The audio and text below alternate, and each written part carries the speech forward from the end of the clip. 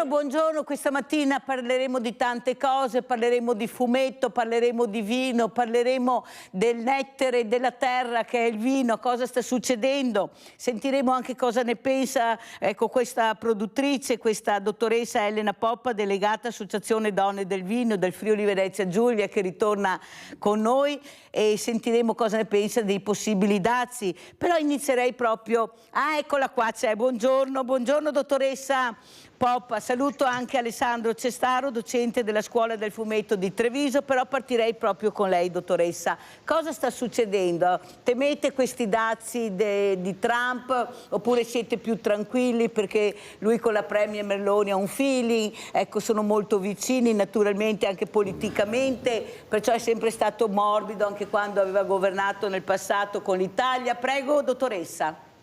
Buongiorno, buongiorno a tutti.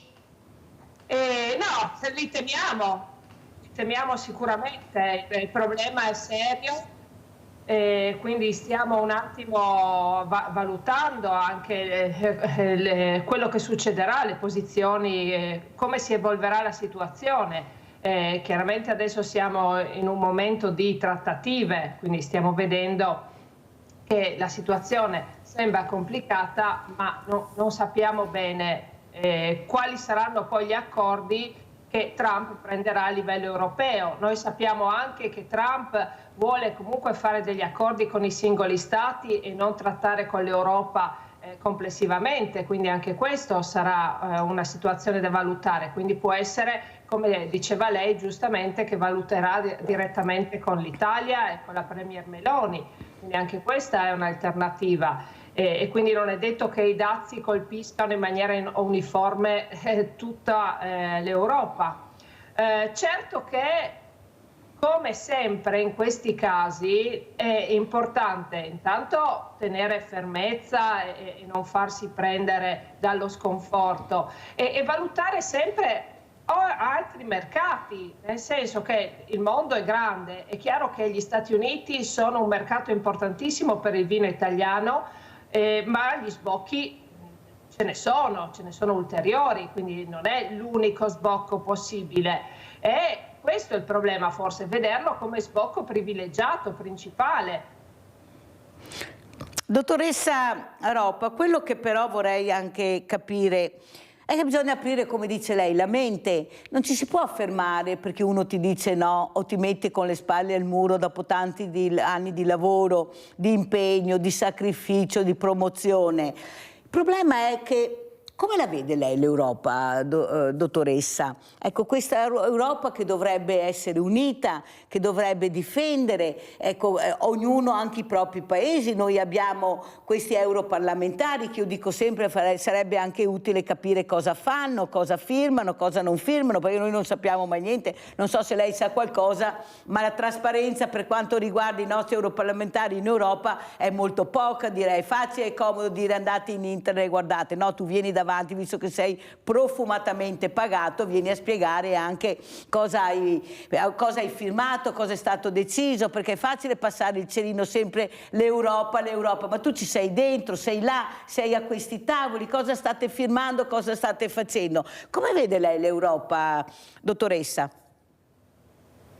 Sicuramente, ecco, uno dei punti su cui si discute da sempre sostanzialmente è il tema dell'unità dei paesi e quindi delle decisioni che possano coinvolgere tutti, tant'è che sia sul vino ma anche sull'alimentazione, quando si va a discutere a livello europeo tra i diversi paesi, è sempre un problema immenso. Pensiamo il tema del semaforo legato, che era stata un'indicazione anni fa che arrivava dal mondo anglosassone, quindi questo semaforo con i diversi colori rispetto ai grassi negli alimenti. Noi come sponda mediterranea dell'Europa eravamo insorti, quindi non solo noi ma anche la Spagna per esempio, avevamo fatto fronte comune, perché per esempio l'olio extravergine di oliva è uno di quegli alimenti che ha sì tanti grassi all'interno, ma sono grassi buoni, quindi non possiamo fare di tutta un'erba un fascio, non è la margarina, no? per esempio, o altre tipologie di grasso processato.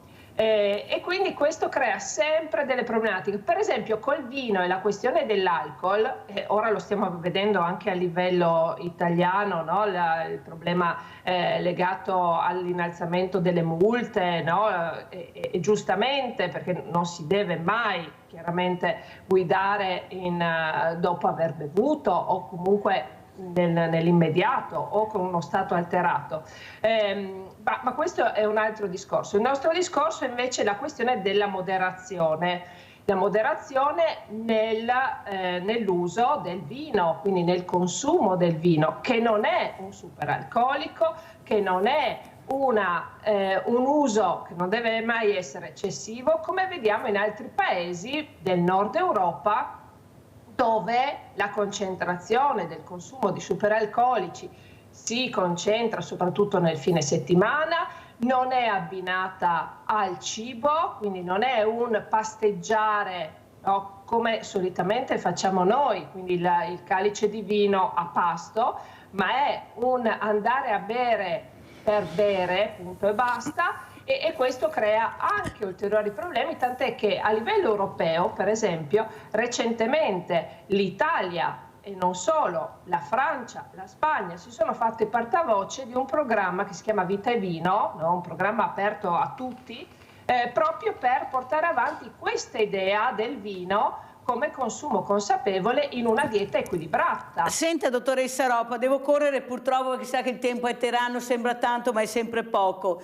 Io ho avuto il presidente degli autotrasportatori, il dottor Vendrame, il quale ha detto si potrebbe anche puntare sul vino analcolico, sulla birra analcolica. Però io non la trovo, nei supermercati l'ho cercata, non la trovo, nei ristoranti è difficile. Allora ci dite che dobbiamo bere meno, si può bere, visto i passi avanti che ha fatto, i grandi passi la tecnologia, però non si trova.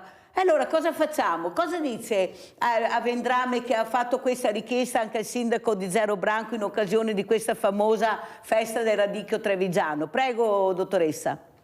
Allora, la birra ormai quella la troviamo facilmente, sostanzialmente. Lui ha detto che non la trova, qui nel Veneto si vede che è diverso, dottoressa Roppa. Qui ha detto che non la trova. Prego.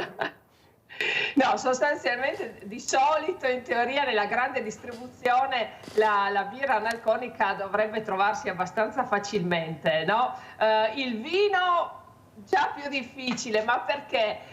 Questo è un discorso perché la legislazione in realtà si è mossa solo recentemente e quindi il vino dealcolato ce l'abbiamo, la legislazione che è entrata in vigore da pochissimo, quindi c'è stato un regolamento che è datato dicembre 2024, quindi non è un qualcosa che avevamo già consolidato. Quindi adesso moltissime aziende si stanno muovendo su questo, anche perché appunto si dice è una fetta di mercato interessante. Chiaro che la questione principale, quindi l'obiettivo, è far sì che quel vino dealcolato, quindi con alcol zero o quasi zero, abbia la stessa piacevolezza.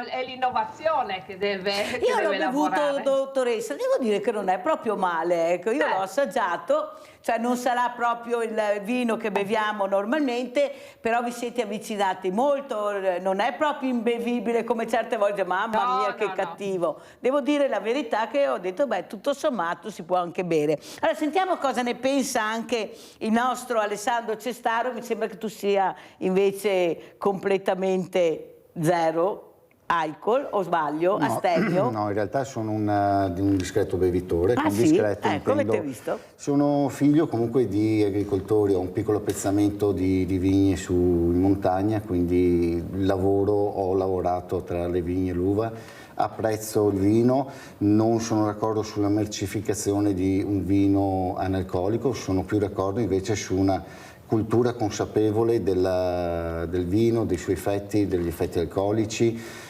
e di diffondere questo messaggio di cultura, soprattutto partendo dai giovani.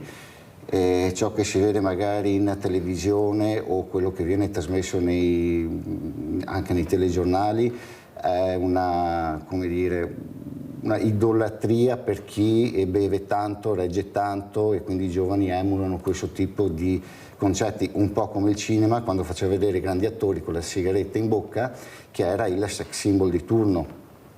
Quindi partire con una consapevolezza giovanile, però io sono assolutamente per una conservazione dei prodotti del nostro territorio. E il vino, cioè, io sono nato a Valdobbiadene, quindi penso di aver detto tutto sulla cosa, è uno dei nostri patrimoni culturali da mantenere, proprio da stringere coi pugni, da difendere con le unghie. Poi, ovvio che c'è sempre chi esagera, ma purtroppo su tutte le cose, perché se prendiamo esempio il vino potrei tirarne fuori a dozzine di altri esempi come la ludopatia, i giochi d'azzardo, perché non mi sembra che lo Stato stia facendo qualcosa contro quelle persone che dilaniano il proprio stipendio, addirittura accumulano debiti giocando alle slot machine, anzi le fa comodo perché sono soldi o le lotterie e ce la diciamo tutti. Esatto, anzi il vino lo vedo più che altro come uno dei vizi più salutari, se tenuto a bada. Piuttosto di una sigaretta, dicono gli esperti, è meglio un bicchiere di vino. Io sarei per mettere sigarette di colore nero e vedere quanto... Ecco. Allora, corro perché questa mattina? Perché non a caso io ho invitato Alessandro Cestaro, che ha una scuola anche con noi, con la mia associazione, perché è molto bravo. Lui riesce a coinvolgere i giovani anche su problemi veramente importanti. Sicurezza stradale, perfetto. Però io volevo coinvolgerlo anche, siccome mi dicono sempre a fare prevenzioni da piccoli, bisogna imparare da piccoli anche a bere bene, a mangiare bene. Perché non coinvolgerlo su un fumetto che riguarda proprio il mangiare, il bere con i bambini, con i ragazzi? Cosa ne pensa, dottoressa? Sì, allora, intanto in passato anche, non solo le nostre regioni del nord, ma mi ricordo per esempio un caso della Toscana che su questo si muove di solito molto bene e per prima. Ricordo un bellissimo libro legato a un museo del vino, ma ancora parliamo di 20 anni fa, dedicato proprio ai bambini, con i fumetti su come si fa il vino e quindi con i vari procedimenti per avvicinarli. Quindi situazioni di questo tipo in altre regioni sono già state fatte e io credo che portino dei risultati, partendo anche dai piccolissimi. Dopodiché, rispetto ai più giovani, quindi parlo della fascia 12, 15, 16, dove chiaramente il consumo non ci deve essere, ma ci deve essere un dialogo. Ecco, lì in quel caso anche il fumetto e i nuovi media sono sicuramente un qualcosa da sondare e che vale la pena tentare, al di là del passare nozioni che comunque non funziona con quell'età. Quindi l'idea secondo me è bellissima.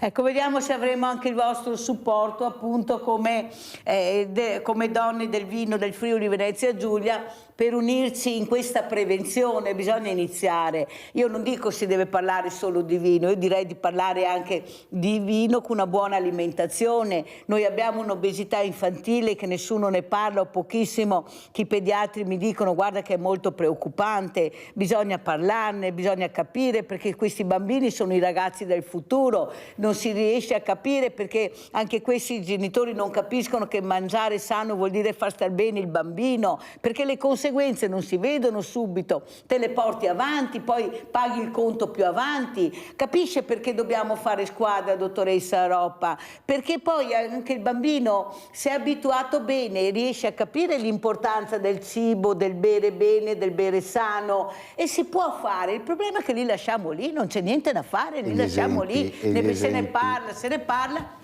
ma di azioni vere e concrete, con tutti questi tavoli che fanno, convegni. Ma voi vedete i giovani, sentite cosa vogliono, cosa dicono, cosa avrebbero piacere di dire? Mai.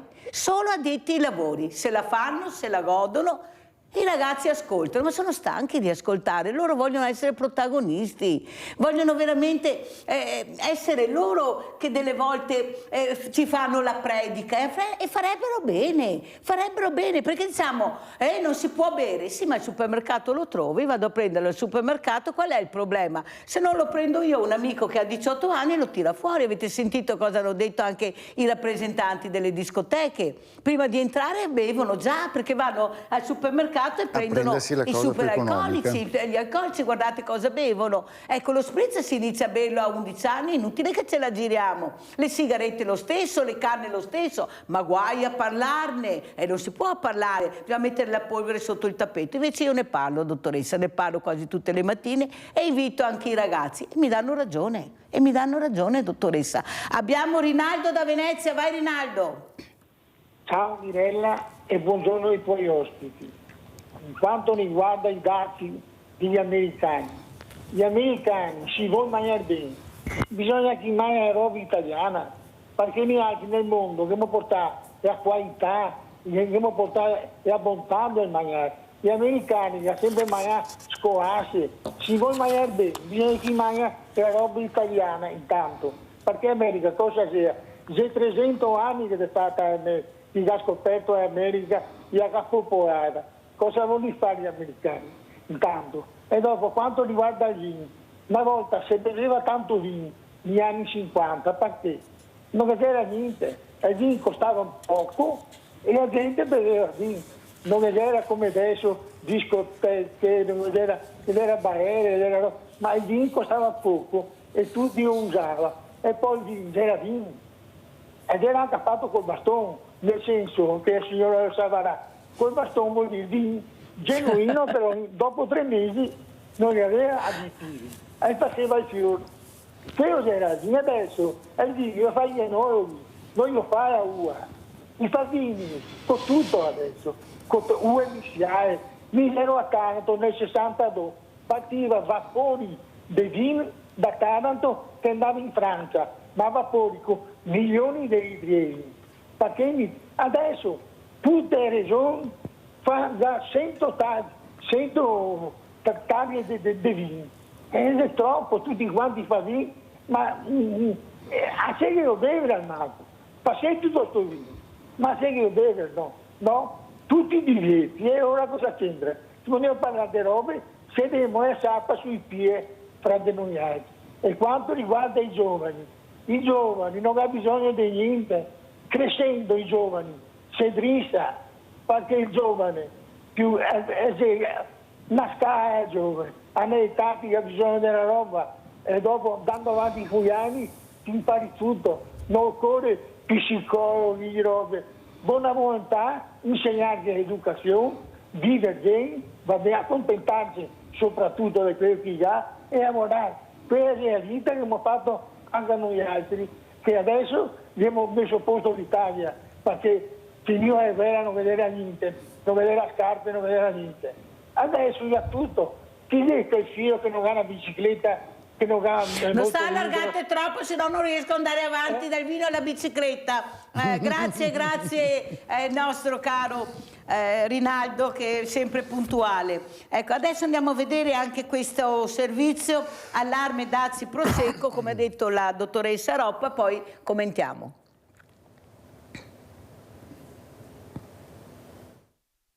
Incide quasi oltre il 70% delle esportazioni. Un po' di preoccupazione c'è, il mercato americano incide molto sulle esportazioni delle bollicine di marca e l'annunciata politica dei dazi da parte del nuovo presidente Trump ha messo in allerta i produttori di prosecco. Ho sentito i nostri soci e da un lato c'è stata un'accelerazione forse verso fine anno proprio per anticipare eventuali negatività rispetto all'istituzione dei dazi da parte della nuova amministrazione Trump. Dall'altra però c'è anche abbastanza la consapevolezza e sensazione che non si voglia rinunciare a un'eccellenza come quella del prosecco e del prosecco Asolo in particolare, e quindi siamo anche attenti ovviamente a queste novità che arriveranno oltreoceano, ma con una fiducia perché si possa continuare a esportare in maniera importante come è stato finora. Dalla Regione Veneto si guarda con favore al lavoro di diplomazia del governo con la nuova amministrazione americana, così come con i grossi importatori di vini negli Stati Uniti, diversi dei quali di origine italiana. Nel caso però si profilasse l'ipotesi peggiore di dazi pesanti sui prodotti italiani, si sta pensando a soluzioni alternative. Il mercato del vino, non solo del Prosecco ma anche tutti gli altri, stanno vedendo anche altre destinazioni, cioè stanno investendo anche nel mercato asiatico, per esempio, europeo. Adesso si sta lavorando anche molto sul abbassare quello che è il grado alcolico dei vini, addirittura si discute di un'opportunità legata anche al livello zero di alcol, e questa secondo me sarà un'opportunità che aprirà il mercato in maniera incredibile. Si stanno guardando a nuovi mercati nel contempo, ma si stanno guardando anche a forme diverse, perché abbiamo visto che il mercato cambia, i giovani consumano in maniera diversa e quindi sarà importante confrontarsi anche con i consorzi e con gli operatori, con le imprese e le aziende agricole su questo. Abbiamo Claudio da Marano Vicentino. Ciao Claudio. Sì, buongiorno a tutti. Buongiorno. Ma io inviterei i produttori di vino tutti assieme di cominciare a investire sul kiwi, perché il kiwi può usare le stesse strutture del vigneto o perlomeno si possono modificare anche, però il kiwi costa 3 euro al chilo, cioè qua paghiamo 3 euro al chilo, è una cosa è come costa soldi, insomma. Adesso anche io ho visto la mia esperienza. A una certa età non ho più bevuto vino perché sono troppo avanti con l'età e proprio sono 7 anni che non bevo bicchieri di vino. E allora non è che uno non può più coltivare vino, può cambiare produzione se c'è un calo della domanda. Buona giornata signori. Grazie anche al nostro Claudio da Marano Vicentino. Dottoressa Roppa, quello che vorrei chiedere, sì, Prosecco, i bianchi, ma che fine hanno fatto i nostri rossi? In certe regioni resistono, ma qui nel Veneto noi avevamo dei rossi meravigliosi, però non c'è più richiesta, pochissima richiesta. Cos'è successo? In Friuli come funziona? Prego dottoressa. Diciamo che la tendenza negli ultimi anni è stata davvero che ha spinto molto verso i vini bianchi, verso anche i vini frizzanti. Adesso non do tutte le colpe e i meriti al Prosecco, ma sicuramente è stata una tendenza. Quindi questo trend così forte negli ultimi anni che ha preso piede sia a livello di mercato italiano ma anche a livello internazionale, che forse ha trainato i vini bianchi, e quindi anche in Friuli Venezia Giulia, ma anche in Veneto, ma in tutta Italia è un dato, tant'è che le terre di grandi vini rossi come la Toscana e il Piemonte sono leggermente in sofferenza, quindi c'è un leggero calo di vendita di questi vini. Poi c'è anche il discorso del prezzo. Il vino rosso è collegato molte volte, non sempre, però molte volte ad un prezzo superiore, perché è un vino che matura, no? Che ha un affinamento più lungo, che quindi ha un procedimento più lungo e che quindi ha un costo maggiore proprio per questo motivo. Quindi potrebbe essere che anche il costo incida in questa scelta di un vino più fresco e più facile, come può essere un vino bianco d'annata, piuttosto che un vino rosso importante. Quindi teniamo conto anche questa dimensione del prezzo. Ma anche, secondo me, anche il gusto, ecco, un vino più fresco, un vino più giovane, si tende a bere veramente, questi vini sono anche più leggeri, come ha detto lei giustamente, perciò puoi bere veramente anche 2 calici di Prosecco. Se bevi un calice di un vino rosso tosto, devi fermarti là perché non ce n'è più per nessuno. Ma secondo me anche i gusti sono cambiati. Cosa ne pensa, dottoressa? Sì, i gusti, l'alimentazione lo vediamo tutti i giorni, è sicuramente cambiata l'alimentazione di tutti. Si diceva prima della questione dei grassi.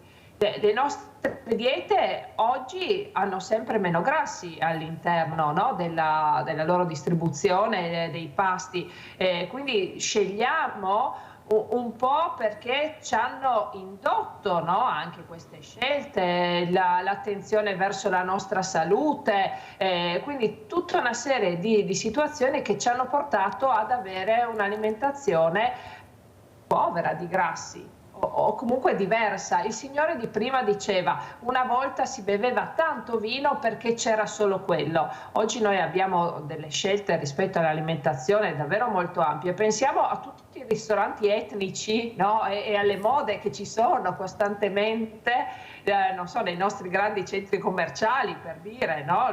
dove tutti andiamo e troviamo cucine di tutto il mondo,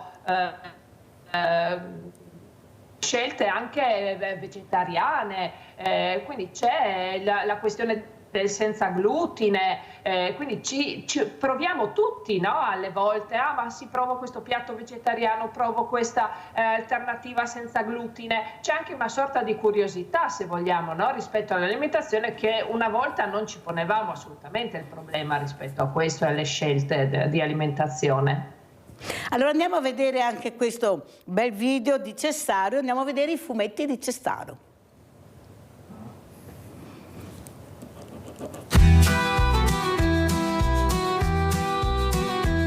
Sanguane del fiume, oscura visione, si svegliano di notte, danzando alla luna, sussurri nelle acque, storie dimenticate, mistero profondo, la loro voce incanta.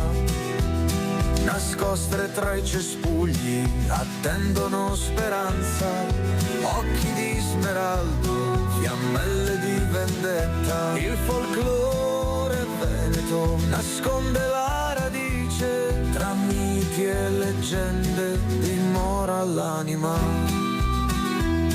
Sanguane raccontano ogni tradizione, canti di paura e redenzione, sopravvivono nel fiume, nella notte nera, cercando vittime tra acqua e terra.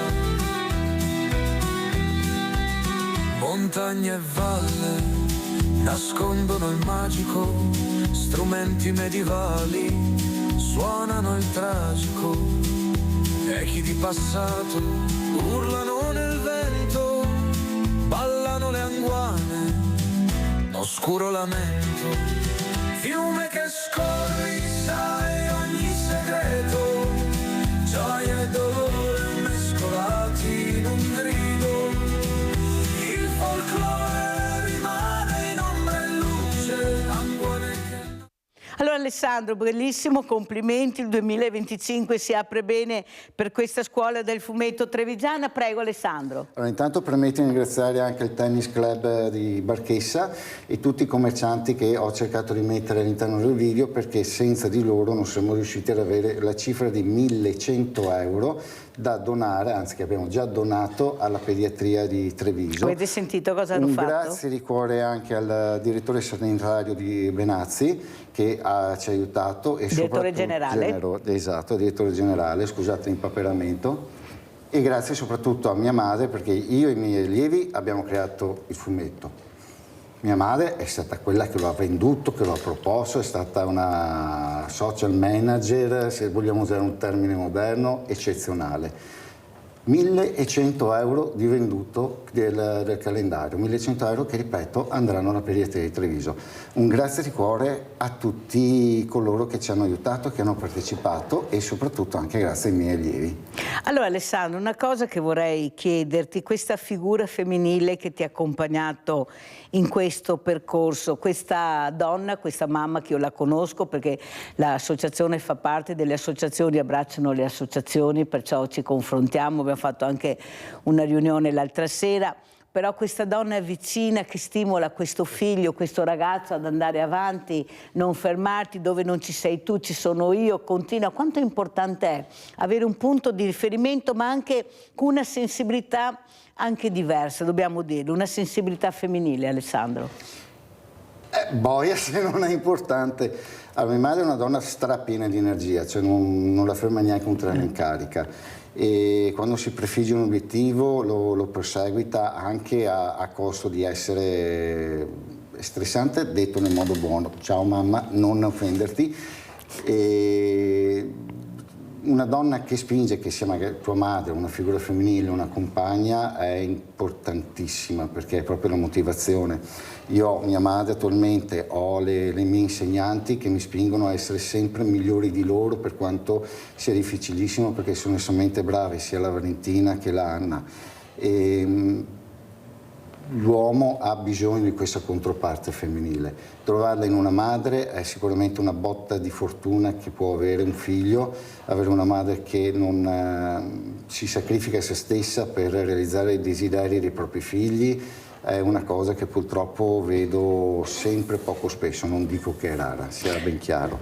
Allora, dottoressa Roppa, cosa ne pensa di quello che ha detto Alessandro, di questo fumetto, ma soprattutto voi avete fatto squadra, associazione Donne del Vino, una volta erano solo uomini, chi va guai, e poi invece sono diventati sommelier, avete fatto squadra, avete creato questa nuova formula. Prego, come funziona? Perché è difficile fare squadra tra donne, guardate, tra uomini no, ma tra donne, guardate, ve lo dico io, è molto difficile. Bisogna trovare le persone intelligenti e sensibili che condividano il messaggio una per tutti, tutti per uno, e no solo la mia visibilità. Mi servono, ma poi vado da sola. Prego, dottoressa. Sì, credo che dopo 30 anni di Associazione Nazionale Le Donne del Vino abbiamo imparato tanto. Oggi l'associazionismo anche tra donne, soprattutto tra donne, è diverso. Perché? Perché sappiamo che ognuna può avere il suo spazio, ognuna ha la sua professionalità, cosa che magari un tempo non c'era perché non avevamo questi spazi. Oggi che ci sono, ci facciamo forza e ci facciamo largo l'un l'altra. Io credo, almeno per quanto riguarda, io conosco bene la realtà sia del Friuli Venezia Giulia ma anche del Veneto, che è una bellissima delegazione anche all'interno del Veneto, ma di tutte le regioni, siamo presenti in tutte le regioni.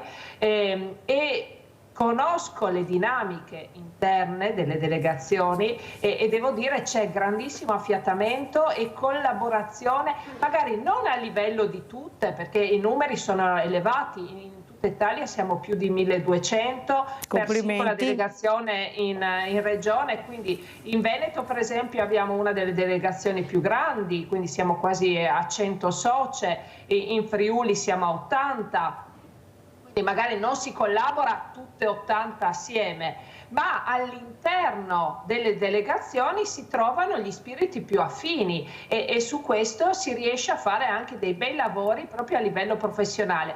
Mi ricollego al tema del fumetto e come ribadisco che faccio i complimenti perché davvero è un'iniziativa bellissima e si possono fare davvero tante cose interessanti. Noi portiamo avanti un progetto con le scuole che è di vino, proprio entriamo nelle scuole per alcuni giorni e cerchiamo di parlare ai giovani, no, su questo. Però il tema bellissimo che trovo davvero interessante è usare questo linguaggio, il linguaggio del fumetto, di cui possono essere loro protagonisti, quindi davvero complimenti. Però se vorrà far parte anche della squadra, perché stiamo mettendo in piedi con Alessandro, mi farebbe molto piacere anche per supportare questo ragazzo che è diventato uomo dedicandosi proprio alla cultura del fumetto con i bambini, con i ragazzi. Lei lo vedesse anche nei centri estivi come lavorano con lui, perché lui riesce anche a far staccare la spina. Il fumetto è anche un gioco, però poi devi staccare la spina, perciò lui li fa giocare a pallone, poi fanno la pausa, poi ritornano a disegnare, e perciò io penso, già ne abbiamo poche persone che vogliono fare, almeno quelli che hanno voglia di fare, di supportarli, perché capisce che se non fai parte di cerchi magici, dottoressa Roppa, non vai da nessuna parte. Tu puoi essere bravo, bello e buono, ma se non entri nei canali giusti, ciao, perché purtroppo la politica è arrivata con la gamba, con la zampa d'elefante dappertutto ormai, perciò bisogna stare molto attenti, ma la fortuna è che ci sono ancora queste persone. Pubblicità.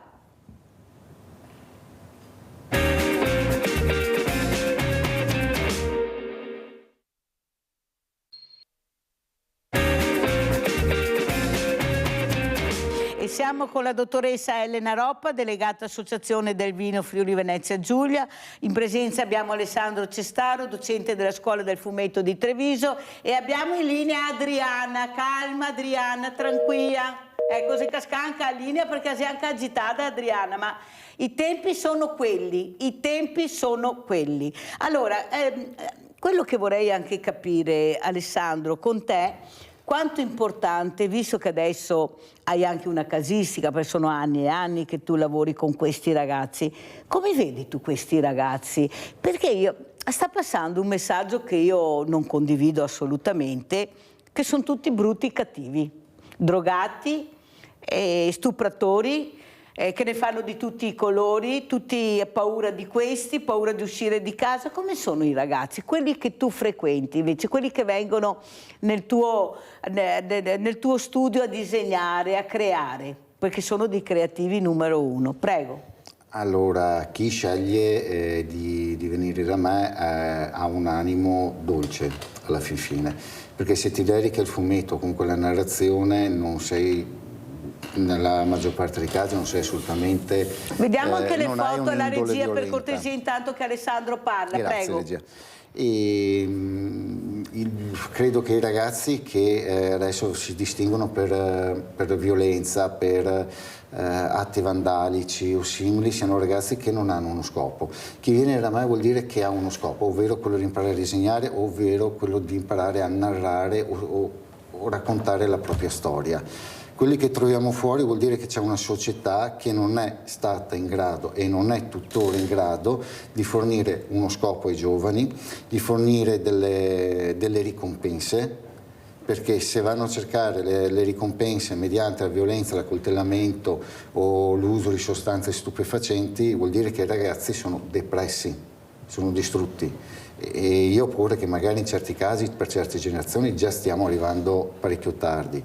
Sarebbe bello che uno Stato, un governo promuovesse questo tipo di attività, desse una mano e non che sia sempre solo il privato, perché è privato, perché ha la partita IVA, allora si fa i soldi, si fa la Porsche e allora è un capitalista.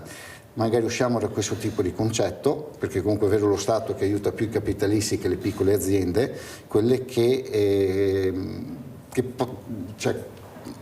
come ho detto prima, l'aiuto con i calendari è stato dato da piccoli commercianti, non è stato dato dal comune, non è stato dato dallo Stato, nessuno ci ha promosso per quanto riguarda le istituzioni, ci ha promosso il piccolo cittadino che con un suo poco dà, come la madre. Ogni tanto mi arriva magari qualcuno e mi dice io vorrei, mio figlio ha interesse a fare fumetti, a imparare a disegnare, quanto costa? E già tengo un prezzo bassissimo, non lo sto sbloccando da 10 anni perché non voglio aggiungere un peso economico alle famiglie. Visto la difficoltà. Però c'è chi non riesce neanche a sopportare quel tipo di prezzo, chiedendo sconti o chiedendo cose gratis, cose che purtroppo una piccola azienda non può fare perché lo Stato non ti sconta, la contarina ti pela quei 300-600 euro ogni 8 mesi per un servizio che si poteva fare un servizio a parte per i servizi che c'è la contarina. Chiedere, andare al comune perché magari dia qualche fondo per dare la possibilità a questo tipo di famiglie che vogliono cullare questa passione del ragazzo sarebbe la cosa più opportuna, se no iniziamo a perdere talenti, iniziamo a perdere geni che non si dedicano, che so, al disegno e alla narrazione, giovani Leonardo da Vinci, e non sto sparando nomi grossi a caso, che vengono costretti a fare lavori di poco conto o che non sviluppano il loro talento. Sono d'accordo. Piera da Padova, ciao Piera. Pronto? Pronto? Sì, prego. Pronto? Buongiorno. Buongiorno. Buongiorno Mirella, adesso vi vedo, buongiorno.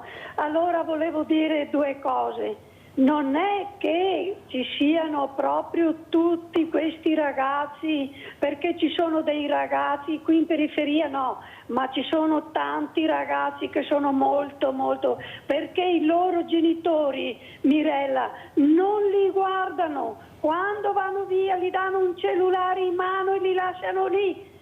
Meglio guardare i fumetti del Signore che lasciarli là con un cellulare. E taci che sto parlando, e sta zitto che guarda il telefono. È quello che rovinano i ragazzi.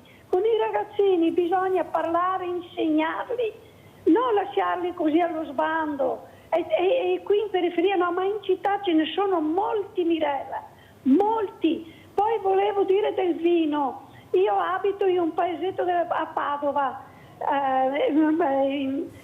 c'è la cantina dei Borletti, vendono molto vino anche nero, friularo, cabernet, rosso, merlot, molto, anche nero, una grandissima cantina. Mirella, ti invito a vedere com'è bella, com'è fatta, era il convento dei frati di una volta. Comunque, complimenti a questo signore che fa una bella cosa. Auguri a tutti, buongiorno. Grazie Piera, infatti noi non è che abbiamo detto che non si vende il nero, che rispetto al bianco i numeri sono numeri, dall'anno si scappa, è molto inferiore la vendita rispetto ai vini bianchi. Non è abbiamo detto che non si vende il nero, ci mancherebbe che non si vendesse, un buon intenditore si prende il nero, il rosso, come vogliamo chiamarlo. Allora dottoressa, cosa dice anche di quello che ha detto il nostro Alessandro Cestaro e soprattutto l'importanza della comunicazione e soprattutto, non so se ha notato anche lei nel fumetto, questa figura femminile che traspare la gentilezza, l'eleganza, la pazienza. Avete visto come disegnano? Cosa dice dottoressa?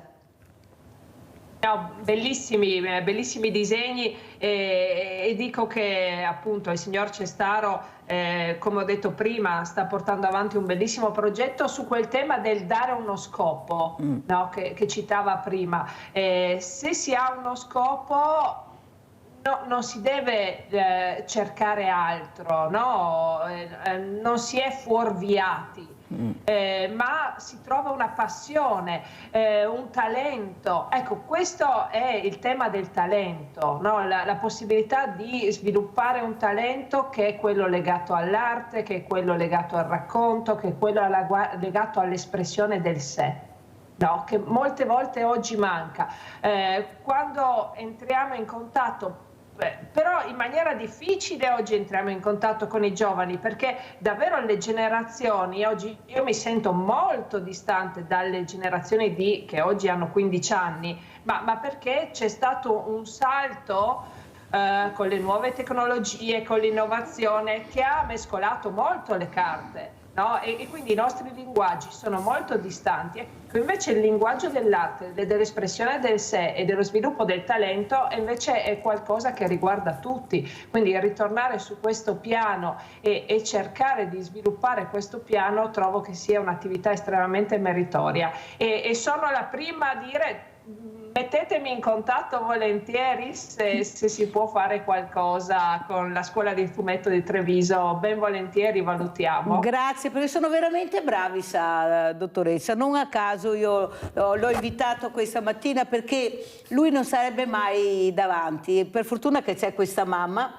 perché lui è anche timido, è riservato, è una persona veramente che preferisce stare dietro le quinte che davanti, ma delle volte invece bisogna essere anche davanti, far vedere questa creatività che tu riesci a scoprire in questi bambini. Lei dovesse vedere cosa riescono a disegnare con lui, ecco, la libertà proprio di lasciarli liberi di creare, e creano. Io sono rimasta allibita. Pensi che c'è una ragazza che non parla ma sente, che la mamma sta facendo delle battaglie incredibili, mamma Raffaella, perché questa ragazza abbia la stessa dignità degli altri ragazzi che vanno a scuola, ma non le dico la fatica incredibile solo perché non parla. Ecco l'importanza ad esempio della lingua dei segni, che dovrebbe essere assolutamente inserita nella scuola, ma stiamo scherzando, è fondamentale. Io capisco le lingue, ma anche questa è una lingua importante che riguarda la fragilità.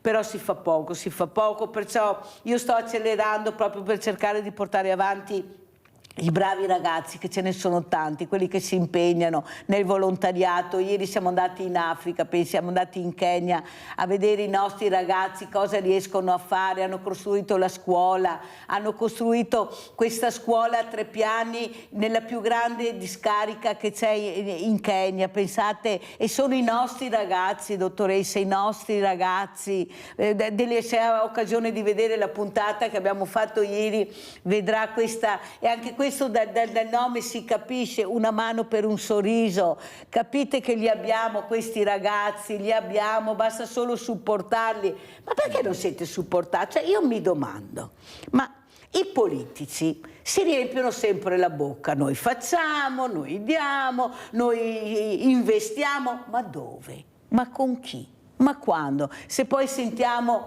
che da soli sono riusciti, grazie all'aiuto di pochi commercianti, anche diremo rispetto a quelli che ci sono, e per fortuna che ci sono, che poi lo date anche al mondo del volontariato, alle associazioni, alle fragilità che hanno bisogno di essere supportate. Prego Alessandro. Sì, che tra l'altro alcuni commercianti l'hanno saputo dopo e avrebbero partecipato anche loro ben volentieri, ma ripeto, io gestisco la scuola del fumetto, gestisco un'edicola, una cartoleria, una fumetteria.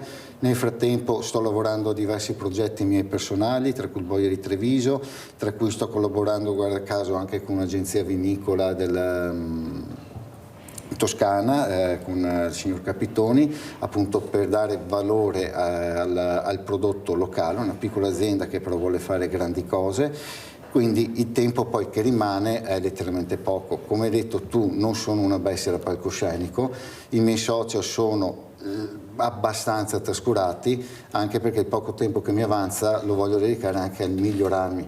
Dicevo prima, le mie ragazze, le mie donne mi stanno insegnando a essere migliore e non ho intenzione assolutamente di deluderle. Come mai sempre questa figura femminile? Pronunci sempre le mie donne, le mie ragazze, abbiamo visto anche nei fumetti, ecco quanto è importante, ma pensate questa mamma cosa è riuscita a fare, guardate che è una cosa importantissima, far capire a questo ragazzo la delicatezza della figura femminile, ecco, trattare la figura femminile con delicatezza e gentilezza ed essere protagonista. Quanto brava è stata sta mamma, Alessandro? Per non parlare di mio padre, perché con tutte le avversità che ha superato, i denti che ha stretto, ha tirato su un suo piccolo impero, alla fin fine col sudore del suo fronte e con ovviamente l'appoggio insostituibile che gli ha dato mia madre, perché le avversità che abbiamo affrontato ci sono state, non ci siamo mai pianti addosso, siamo sempre andati avanti, per fortuna, e questo è un valore che mi hanno insegnato. Ci sono, anche come autore di fumetto, capiterà spessissimo anche ai giovani autori di avere tantissimi momenti di sconforto, editori che non rispondono. Io ho subito la barzelletta quando mi proponevo che avevo 18-19 anni, no, ero troppo giovane e immaturo. Quando mi proponevo a 30 anni, no, preferiamo i quarantenni perché sappiamo che sono professionisti e portano a termine il prodotto. A 40 anni, no, preferiamo i diciottenni perché sono più social e quindi hanno più visibilità. Il giro dell'occa è sempre la stessa parte. Fino a romperti le scatole. Abbiamo Maria da Bovolenta, vai Maria!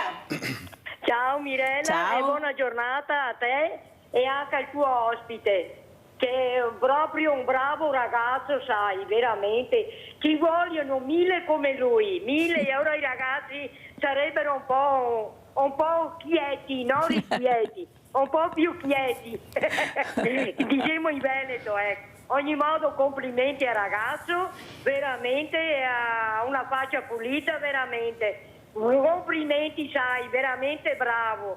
E dovrebbe andare anche nelle scuole quando c'è il tempo di ricreazione, vedere come che fa. Dovrebbero chiamarlo. Questo è un insegnamento. C'è ancora del buono, dai Mirella, c'è ancora di buono, dai. Infatti lo porto qua io il buono. 1000 come lui ci vorrebbe, 1000 come lui. Ecco, il mondo andrebbe meglio, ecco. Va bene Mirella? E non saluti la dottoressa Roppa, questa figura femminile. Pronto? Niente, è andata. Sì, Lei voleva fare i complimenti a Alessandro.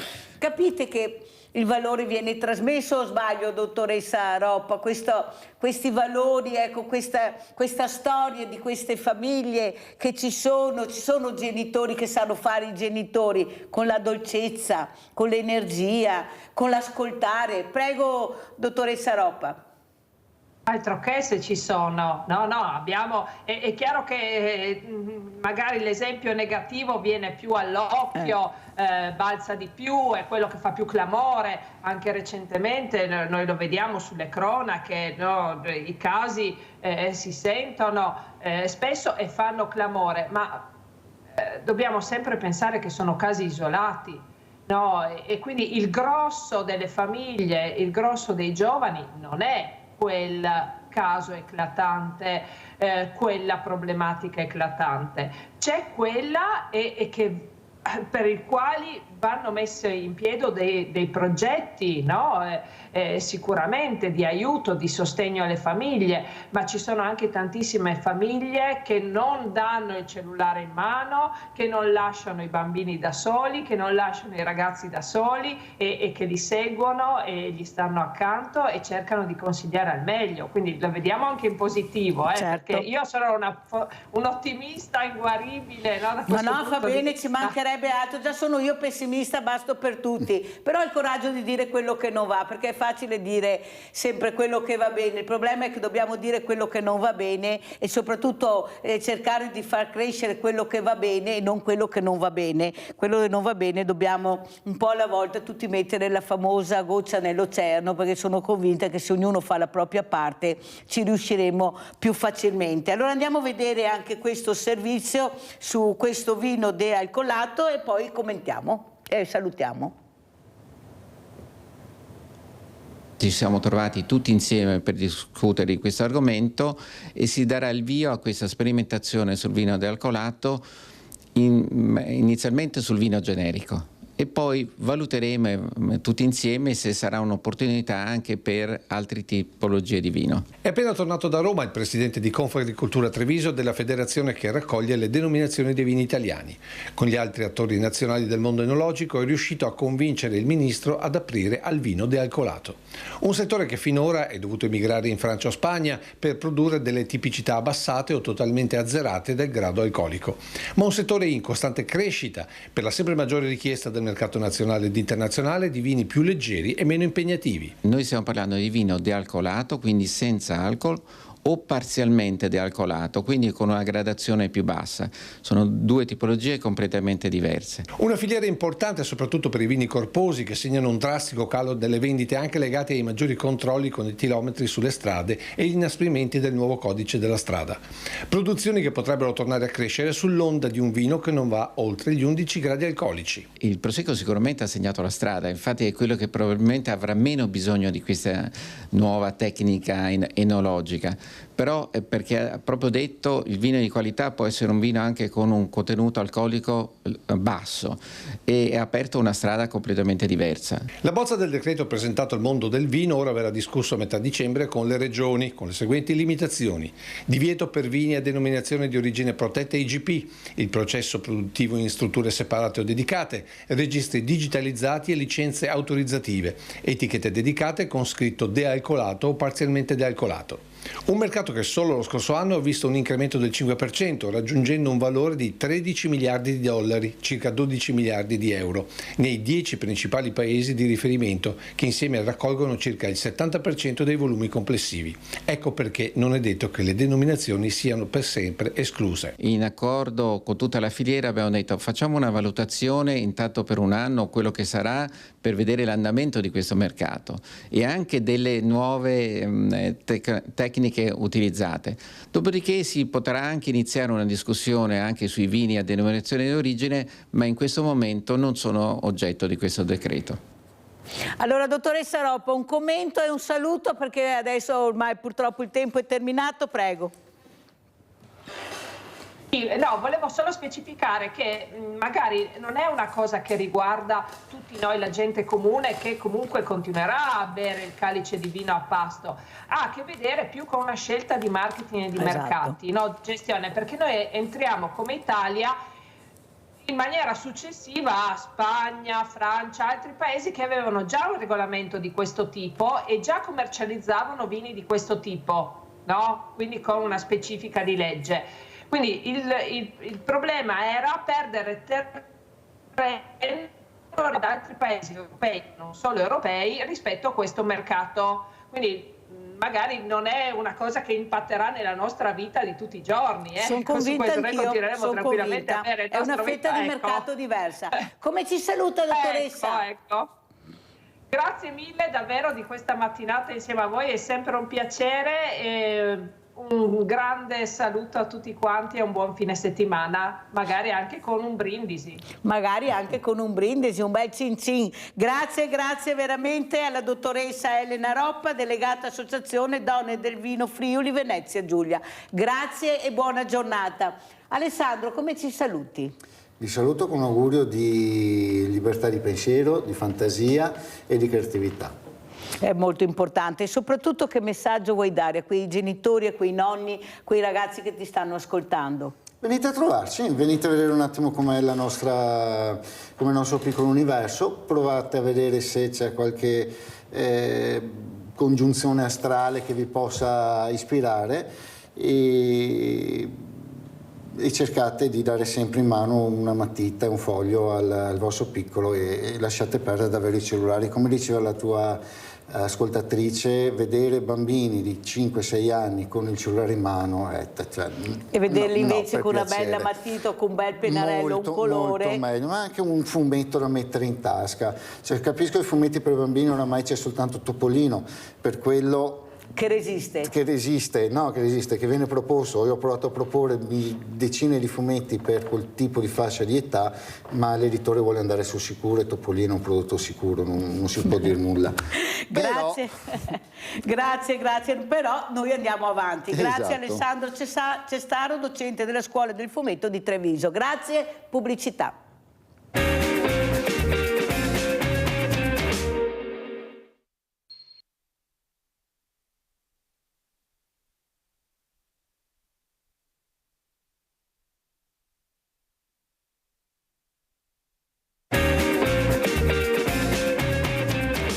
Graditi ospiti, abbiamo in presenza Stefano Franceschin, presidente Associazione Amici di Diego, accompagnato da Maura Bertagnin, segretaria dell'Associazione Amici di Diego.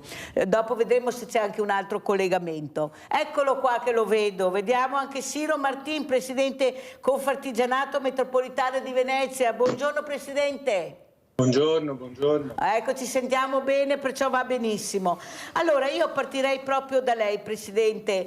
Prima abbiamo parlato appunto con la dottoressa Elena Roppa, che era ospite, delegata Associazione Donne del Vino del Friuli Venezia Giulia, e avevo anche ospite Alessandro Cestaro, docente della Scuola del Fumetto di Treviso.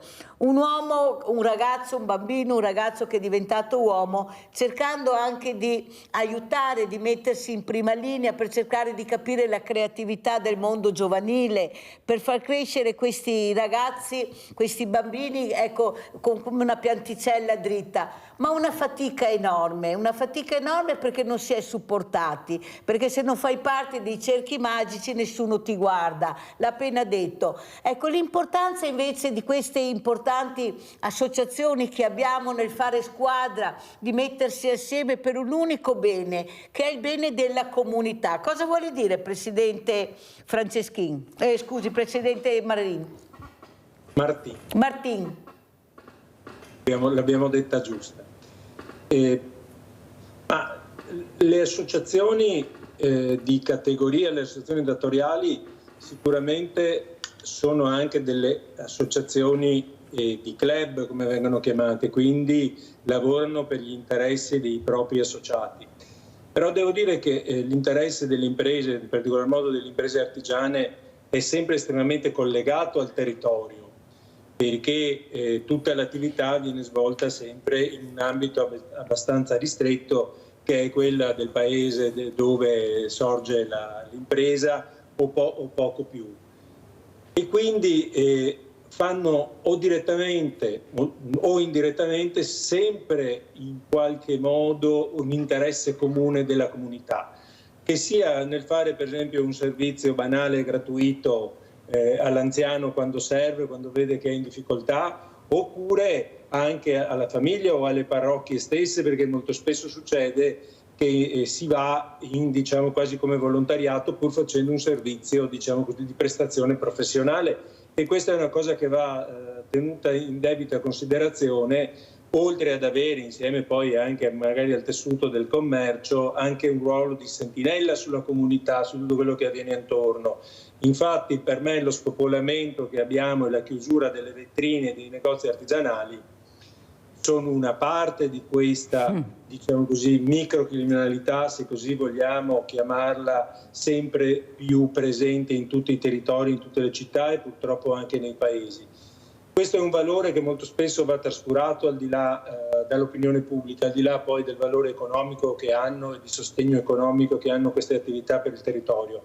Il valore sociale, secondo me, siccome non è facilmente quantificabile e misurabile, è invece un valore primario che andrebbe tenuto conto soprattutto da chi governa e da chi legifera, perché queste attività, come voi vedete, insomma, vanno in qualche modo sostenute perché sostengono in maniera eccelsa, in maniera quasi prioritaria il territorio e la comunità che ci vive. Allora, Presidente Martin, ci spieghi anche cos'è questa metropolitana di Venezia, di cosa si occupa, conosciamo a fondo questo Presidente, prego. La Confartigianato Metropolitana di Venezia è l'associazione di Confartigianato, quindi Confartigianato Nazionale della Confederazione ha una sede in tutte le province italiane. Noi ci chiamiamo Confartigianato Metropolitana perché Venezia è una città metropolitana.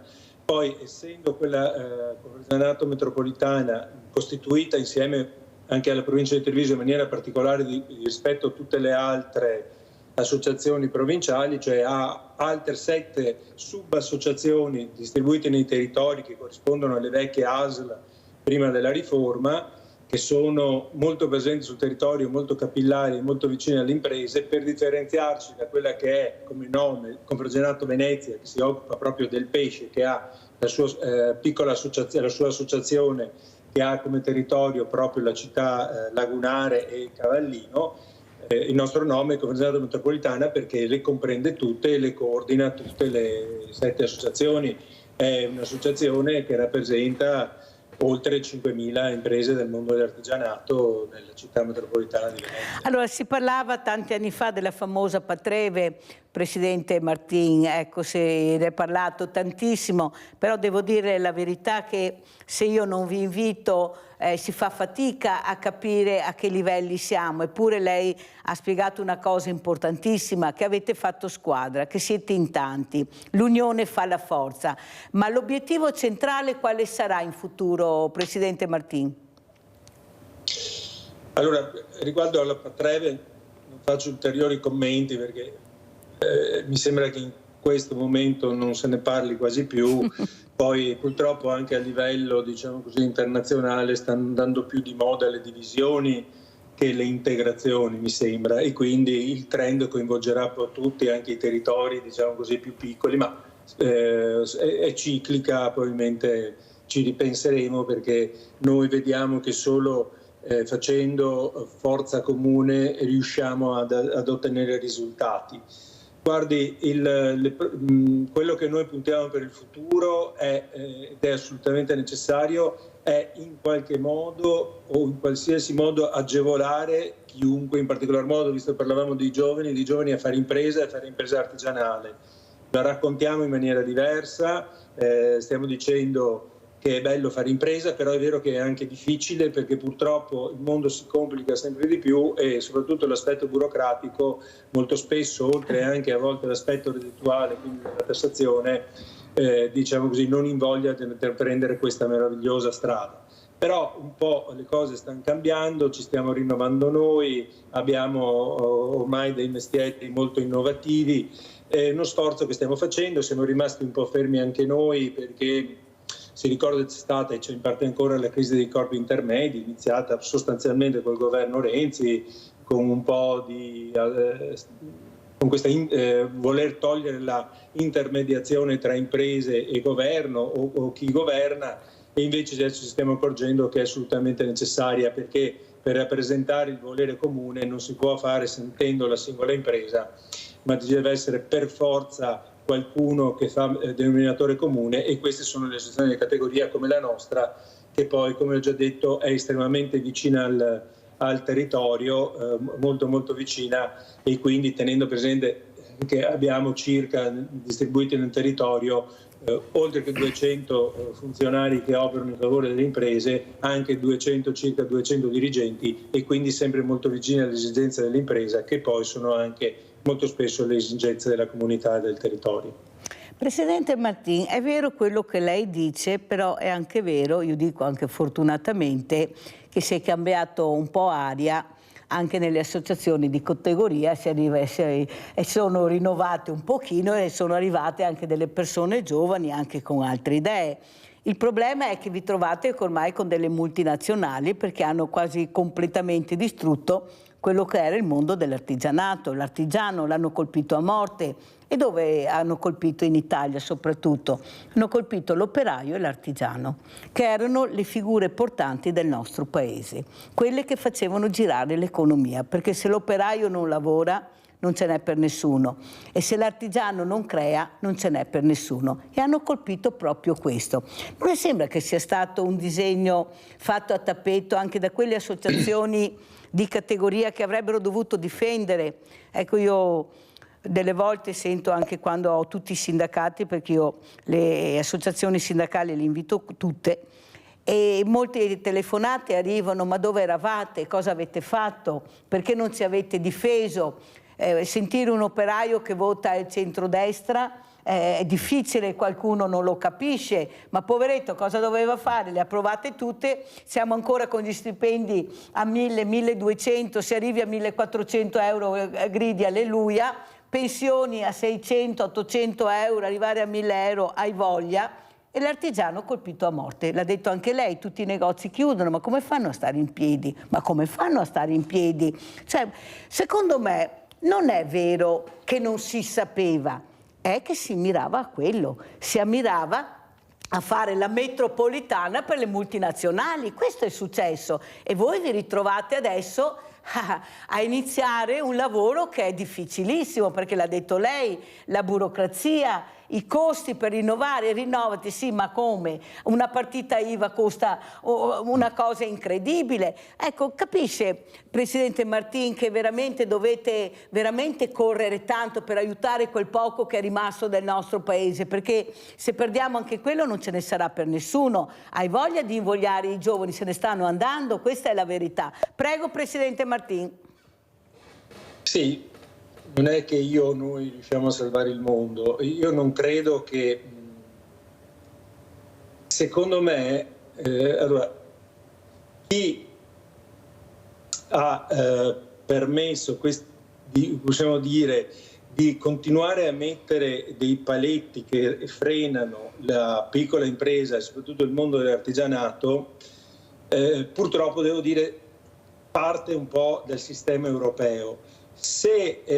Io non credo che i nostri politici che ci rappresentano in qualche modo avessero questo disegno. Probabilmente non si sono accorti e non conoscono molto bene come è composto il nostro tessuto economico.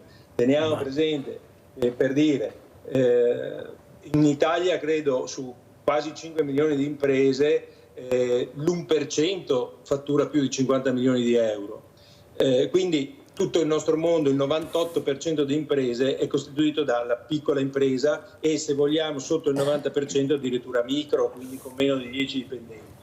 È stato secondo me per loro difficile, ma anche perché forse non l'hanno compreso o non hanno trovato il modo di far sì che l'Europa tenesse conto di questa situazione italiana della struttura economica. Io lo dico sempre, la conoscono poco, e conoscendola poco hanno difficoltà a difenderla. Tant'è vero che noi come Confartigianato abbiamo potenziato i nostri uffici a Bruxelles proprio per questo motivo, in modo tale che abbiamo, soprattutto nell'ultimo paio d'anni, cominciamo ad avere un'interlocuzione molto più vicina e molto più assidua con i decisori o comunque con chi partecipa nell'ambito politico per rappresentare l'Italia.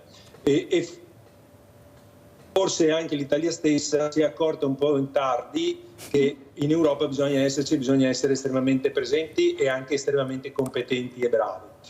Devo dire che noi, anche a livello poi, la difesa dell'operaio, che venga da destra, venga da sinistra, ormai queste cose forse vanno un po' superate, perché credo che stiano saltando tutti gli schemi, tutti cercano di raccontare e di andare verso il voto, no? Dove prendo il voto, non importa se poi quello che si dice viene da destra o da sinistra. Quello che è difficile in questo momento, devo dire, è riuscire a trovare la strada giusta per il nostro tessuto economico. Noi ci stiamo lavorando in maniera molto seria. Le imprese devono capire che se non sono in associazione sono estremamente sole, e questo è ciò che hanno tentato di fare una decina d'anni fa, e mettendo un po' in difficoltà, come ho già detto prima, i corpi intermedi, quindi le associazioni datoriali e anche sindacali, perché poi non è che che loro stiano godendo e facendo le cose meravigliose. Però questo è il momento dove stiamo un po' rinascendo, però l'importante è che le imprese capiscano questo, anche perché essere associati è veramente un costo banale che si paga, però si ha una rappresentanza e si ha una voce, e devo dire che le interlocuzioni anche col governo precedente, ma come con questo, a livello nazionale sono molto molto molto vicine. Poi c'è un altro tema, devo dire più a livello locale, che sostanzialmente con la chiusura, e non si capisce poi se sono chiuse o meno, delle province, a livello locale è un po' più difficile trovare l'interlocutore, perché tendenzialmente salti un livello locale per arrivare direttamente a livello regionale, che poi è anche quella che ha, diciamo così, in mano il mondo dell'artigianato, compresi i finanziamenti, compresi i bandi. Però ci vorrebbe un po' la chiusura delle province, cioè questo allontanamento dal territorio che si è voluto anni fa, forse per risparmiare qualche euro, ma credo che alla fine non ce l'abbiano proprio fatta, visto che le province sono dei corpi, diciamo così, ancora presenti, un po' feriti, però che devono continuare a fare parecchi servizi, tra cui il tema dell'istruzione e anche delle strutture dove si fa istruzione.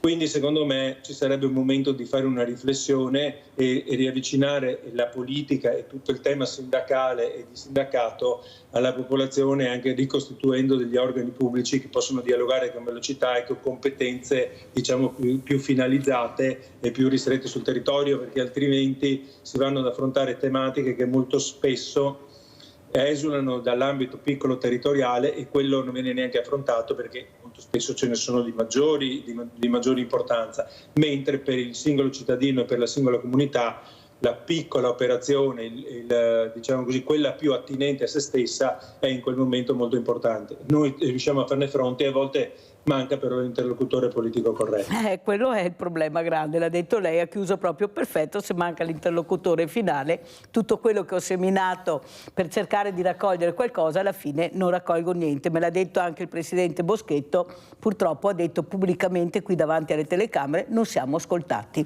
Noi portiamo anche delle proposte molto importanti perché abbiamo le idee chiare, ma non siamo ascoltati. Abbiamo Sandra da Padova, vai Sandra. Sì, scusi, intervengo una cosa. Scusi un attimo perché sennò mi cade la linea. Prego Sandra. Ciao Mirella e buongiorno agli ospiti. È interessante quello che sta dicendo il presidente Martin qua. Effettivamente con l'Europa siamo stati svenduti, Mirella. Venezia è stata svenduta perché i palazzi, io una volta andavo ogni tanto, prendevo il treno, andavo a fare un giro, adesso ho anche paura perché con tutti questi borseggi che ci sono, da sola non è che sarei tranquilla. Primo. Secondo, la burocrazia come diciamo sempre. Poi volevo, gli artigiani sono quelli che mandano avanti il sistema Italia, è inutile, specialmente nel Veneto, la Lombardia. E allora anche al sud ci sono degli artigiani, perché è vero, io ho sentito delle trasmissioni che fanno vedere l'eccellenza, però è l'Europa, non è l'Europa che vogliamo noi questa, Mirella, che guarda le zucchine se sono lunghe 10 centimetri o 5, cioè, e le vongole, cioè è una roba allucinante, e bisogna prendere in mano la situazione, e meno male che c'è il signor Martin come tanti altri che cercano di rompere le scatole, diciamo così. Poi volevo fare i complimenti al ragazzo di prima e alla signora presidente dei viticoltori, perché il vino, ecco, è un'artigianalità. Il vino è un'opera d'arte, come la grappa, come tutti anche i superalcolici, che per carità è logico fanno male, però piano un attimo, se tu bevi, non so, un po' proprio il gozzo per bagnarti la bocca, magari quando sei a un cenone, a un matrimonio, non credo che uno sia alcolizzato, Mirella, non è una cosa abitudinaria.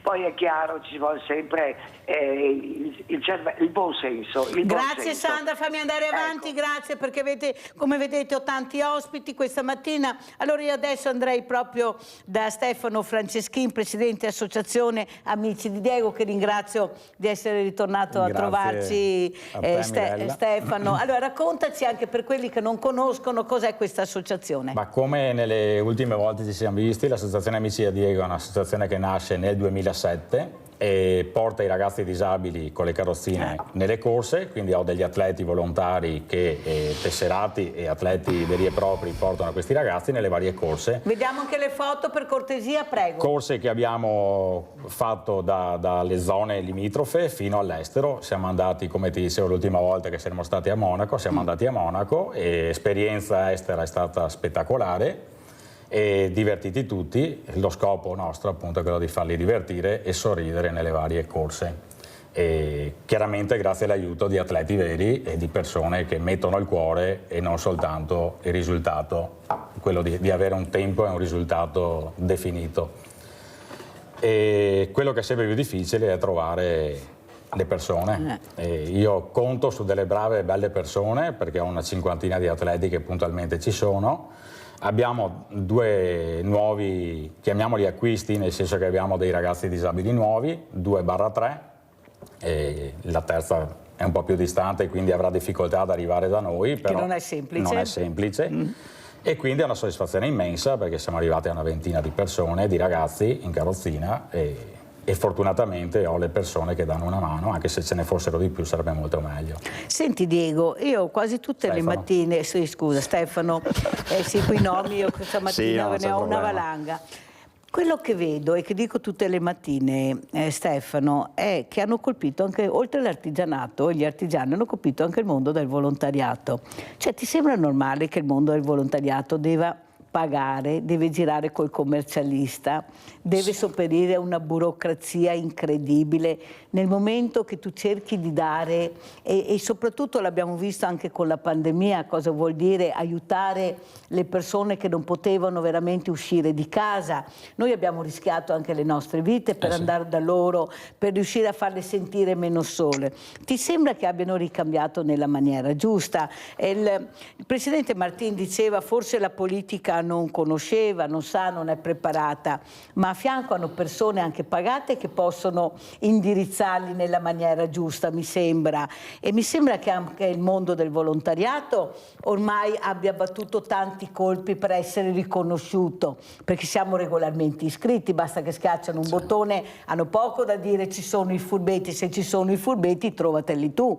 Io sono regolarmente iscritta e mi comporto bene. Non ti sembra scandaloso questa burocrazia che ha colpito proprio anche questo mondo? Tanti se ne sono andati, non sono riusciti a reggere, a iscriversi. Prego Diego. Allora, sempre Stefano. Sempre Stefano, ormai ti ho messo Diego, ti chiamo non Diego. Non c'è problema. Allora, è da molti anni che io sono dentro, quindi sono più di 10 anni. E ieri? Sì, quando ho iniziato pensavo fosse una cosa semplice. E era gestita in maniera diversa, nel senso che non c'erano dei controlli, però era molto più semplificata la cosa. Nell'arco dei 12 anni, perché sostanzialmente sono 12, le cose sono peggiorate, sono diventate più difficili da svolgere e bisogna essere seguiti da un commercialista, e ammiro il commercialista che ci segue, perché un'associazione di volontariato non è una ditta, un'impresa, quindi quello che vale per una ditta per l'associazione di volontariato diventa quasi peggio. Quindi avere dei fondi, dei soldi raccolti da un 5 per 1000 o da una donazione di un possibile, chiamiamolo sponsor, o comunque donatore che mette il cuore, serve, però mi diventa anche problematica, nel senso che se dovessi sbagliare qualcosa, prima ci rispondo io di prima persona, e quindi uno dice faccio il volontariato, ma a che rischio? La famosa rendicontazione. Certo, e che questo poi la gente non capisce e poi appunto bisogna gestirla. Mi fa piacere che nascano tantissime associazioni nuove, è sbagliatissimo perché mi fa piacere che inizino, poi capiranno quanto difficile è mandare avanti un qualcosa. È quello che parlavamo ogni volta, sarebbe bello l'unione, come dall'altra parte che abbiamo sentito il Presidente precedente, c'è un'unione di fare squadra, dovrebbe esserci la stessa squadra qui. Per quanto riguarda poi la politica e la parte governo, come era stato detto prima, si fanno normalmente le foto di rito e poi si sparisce. Quindi è facile promettere le cose all'inizio, il problema è che poi le cose non vengono mai mantenute. Non mi riferisco al governo questo, al precedente, io ho visto che la minestra è più o meno sempre la stessa. Si fa propaganda elettorale, poi finita la propaganda... Cambia il direttore d'orchestra, ma certo, l'orchestra è sempre quella. Per quanto riguarda la disabilità, come sappiamo, non è semplice per un disabile, con una minima pensione, con quello che possa avere un qualcosa. Perché poi non funziona così. Sì. Allora sentiamo anche Maura Bertagnin, segretaria, ecco, come commenta queste parole che hai sentito questa mattina. Maura, sono parole che veramente bisogna avere proprio il coraggio di andare avanti, perché cercano in tutte le i modi di fregarti e di fermarti, nel vero senso della parola. Ti frego perché non sei all'altezza della situazione, perciò ti cancello. Tu pensa, Maura, che io ho fatto anche, mi sono molto arrabbiata anche e dico anche con Roberto Betta della Regione, perché c'era un'associazione che voleva veramente entrare in un contesto importante di sanità, ma siccome non aveva il numero 10 di soci non poteva entrare. Ho detto, ma cosa? Guardate i numeri o guardate le capacità della persona? Possono essere in 3, ma se hanno le idee più chiare, magari di tanti che formano 20, poi non sai neanche perché non parlano a questi tavoli, e invece il numero è importante. Per qualcuno contano i numeri, questa è la politica guarda i numeri. Prego Maura.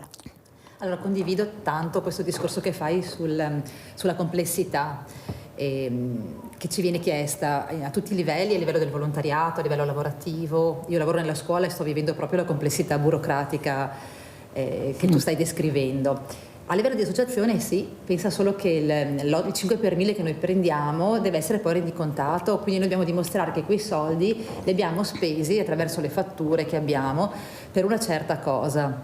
E non è facile, quindi io che ho preso da un anno il ruolo della segreteria mi sono trovata veramente di fronte a un aspetto burocratico che non mi aspettavo. Quindi c'è l'aspetto bello mio che è gestire un po' tutta la logistica dell'associazione, quindi quando noi andiamo via cerco gli alberghi, i ristoranti, pago le fatture eccetera, e poi mi trovo a relazionarmi col commercialista perché da sola non potrei permettermi di gestire tutta questa parte. E come volontaria cosa ti verrebbe da dire? Come volontaria dico che il mondo del volontariato è una grossa forza in questo mondo e bisogna tenere duro, perché il volontariato è quello che ci mette il cuore, è quello che dà testimonianza. Secondo me noi come associazione abbiamo questo valore aggiunto, che è la testimonianza, che di fronte a tanta fatica, tanto male che questo mondo presenta, c'è anche tanto bene. Quindi è vero, noi facciamo del bene per questi ragazzi, però c'è un ritorno grossissimo, per cui veramente il dare e avere del volontariato, io dico provatelo, sperimentatelo e potete vedere che cos'è. E c'è una testimonianza che ci può essere tanto bene, quel bene che è nelle piccole cose. È capitato ancora di essere fuori con l'associazione, con i disabili, e quando siamo andati via il ristoratore o il negoziante dove siamo passati dice: mamma mia che belle cose fate. Allora dico, noi abbiamo lasciato un segno a questa persona qua che probabilmente dentro di sé potrà lavorare e potrà anche seminare poi altre cose. Quindi credo molto nel volontariato in questo senso. Perché è il volontariato vero, quello esatto, puro, quello di prima linea, esatto, non c'è e quello niente da deve fare. Essere. Allora è vero, abbiamo tutta quella parte burocratica che ci sta schiacciando, però siamo più forti. Dovremmo assolutamente combattere, superare questi paletti, però bisogna parlarne, bisogna dirglielo apertamente come facciamo noi in questa trasmissione, perché non è sempre semplice, purtroppo il Minovo combatta, regna ancora sovrano purtroppo, e sono invece anche qui bravissimi volontari anche di una certa età che sono stati veramente in qualche modo messi con le spalle al muro perché non hanno retto il colpo, non c'è niente da fare. Ecco, ma cosa vuoi che vada a scuola? Da 80 anni vado a scuola per la sicurezza. Tanto dobbiamo capire chi fa cosa.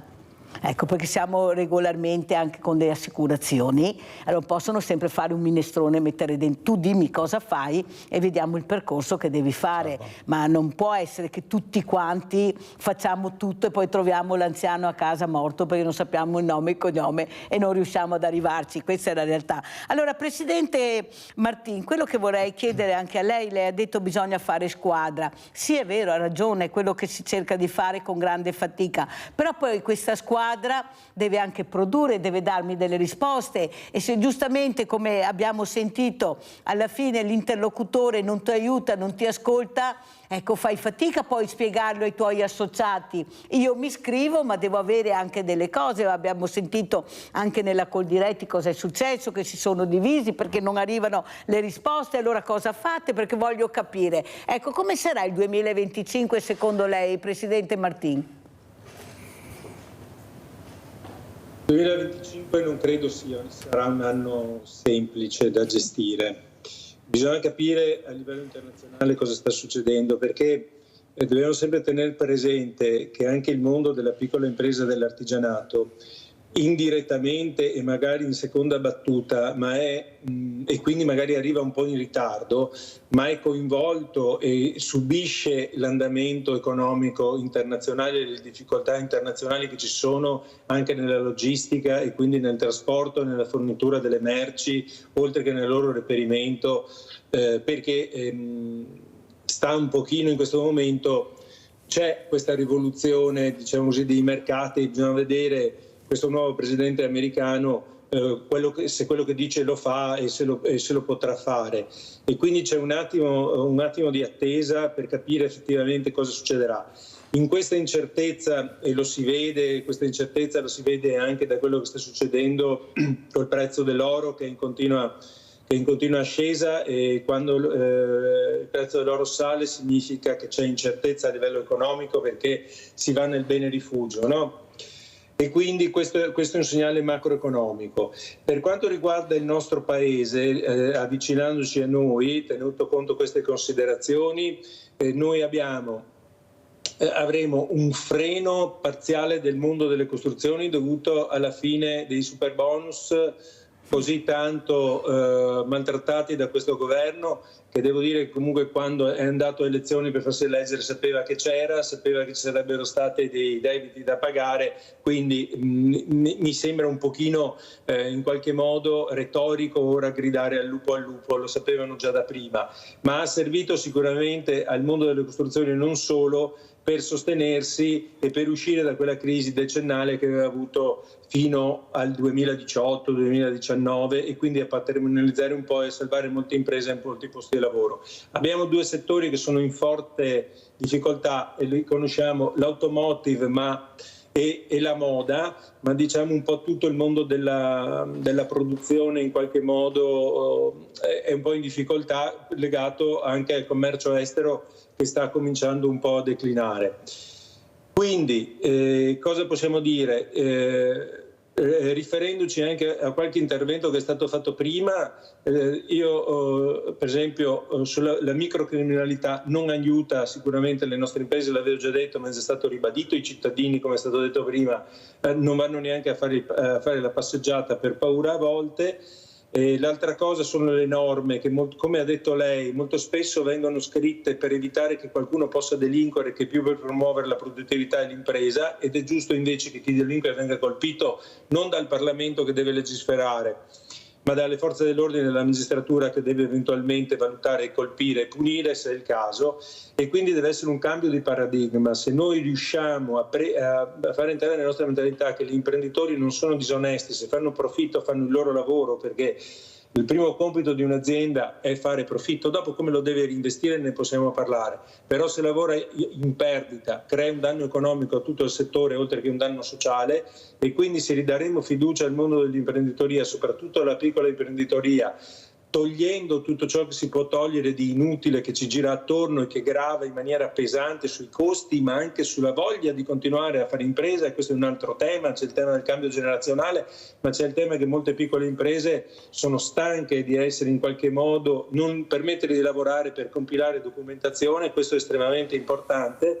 Se riusciamo a fare questo, io credo ritorneremo in breve tempo a crescere bene e, la cosa più importante, a ricostituire il ceto medio del nostro paese, che è quello che ha sostenuto l'economia in tutti questi anni e ha fatto questo paese grande, veramente grande, mentre purtroppo sta subendo, o almeno ha subito fino ad oggi, adesso mi sembra che stia cambiando un po' la tendenza, ha subito veramente un attacco frontale, distruggendo il potere economico, che era quello che poi dava lavoro e vigore a tutto il tessuto economico di questo paese. Basta vedere l'ex Enrico Nord-Est, dove siamo noi, cosa è successo. Però è anche vero, Presidente Martin, che i segnali non sono positivi e l'ha detto anche lei, sarà un 2025 difficile. Allora io penso che forse dobbiamo iniziare anche a dire le cose come stanno.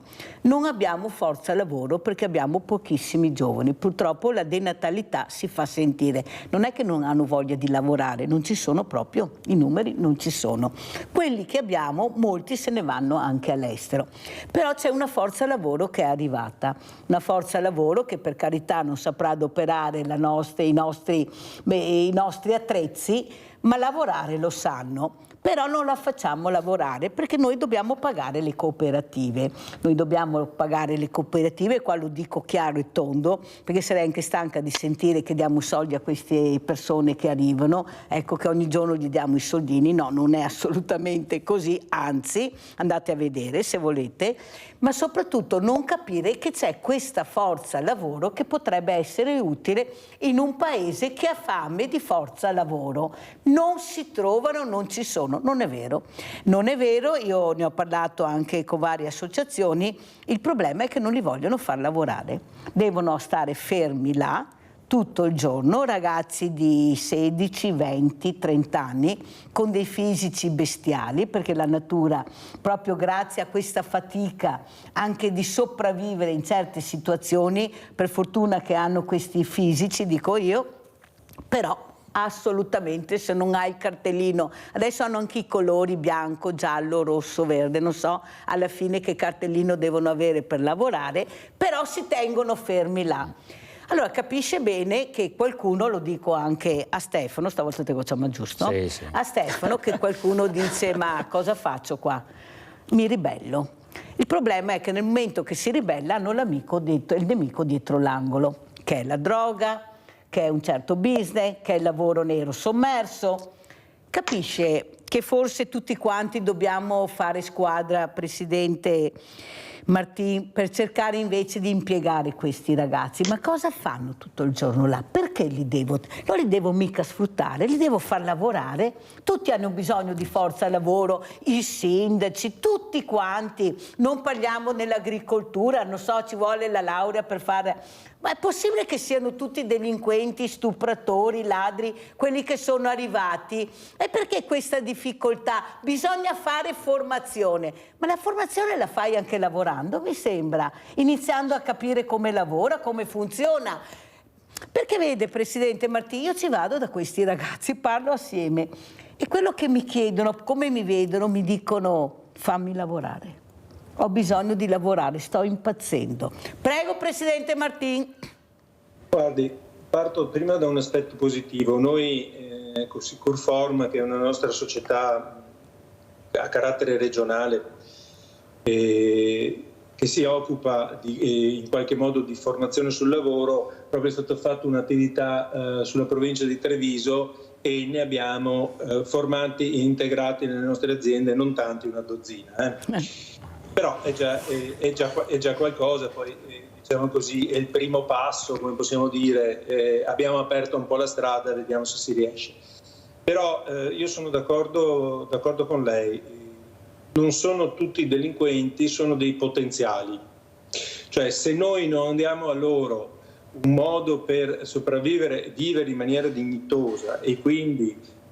almeno la formazione iniziale ci sta, perché almeno che imparino l'italiano, quello è fondamentale, che almeno sappiano ascoltare e parlare, quella è la parte fondamentale. Poi il lavoro è vero, si può insegnare, teniamo presente che il nostro mondo, prima di inserire un operaio nel mondo delle costruzioni o in qualsiasi altro mondo ha una serie di livelli formativi obbligatori, perché altrimenti non puoi inserirlo, e fra questi c'è anche che deve conoscere la lingua italiana, perché altrimenti non puoi neanche formarlo e insegnare quelle cose che riguardano la sicurezza, che riguardano il mondo della contrattualistica, quindi il loro welfare, i loro bisogni, i loro diritti, i loro doveri.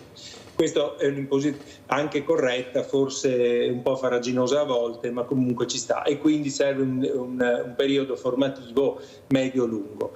Però l'importante è che ci fosse un percorso, cioè arrivano, benissimo, iniziamo questo percorso, coinvolgiamo le associazioni di categoria e quindi le imprese per poi poterle accogliere.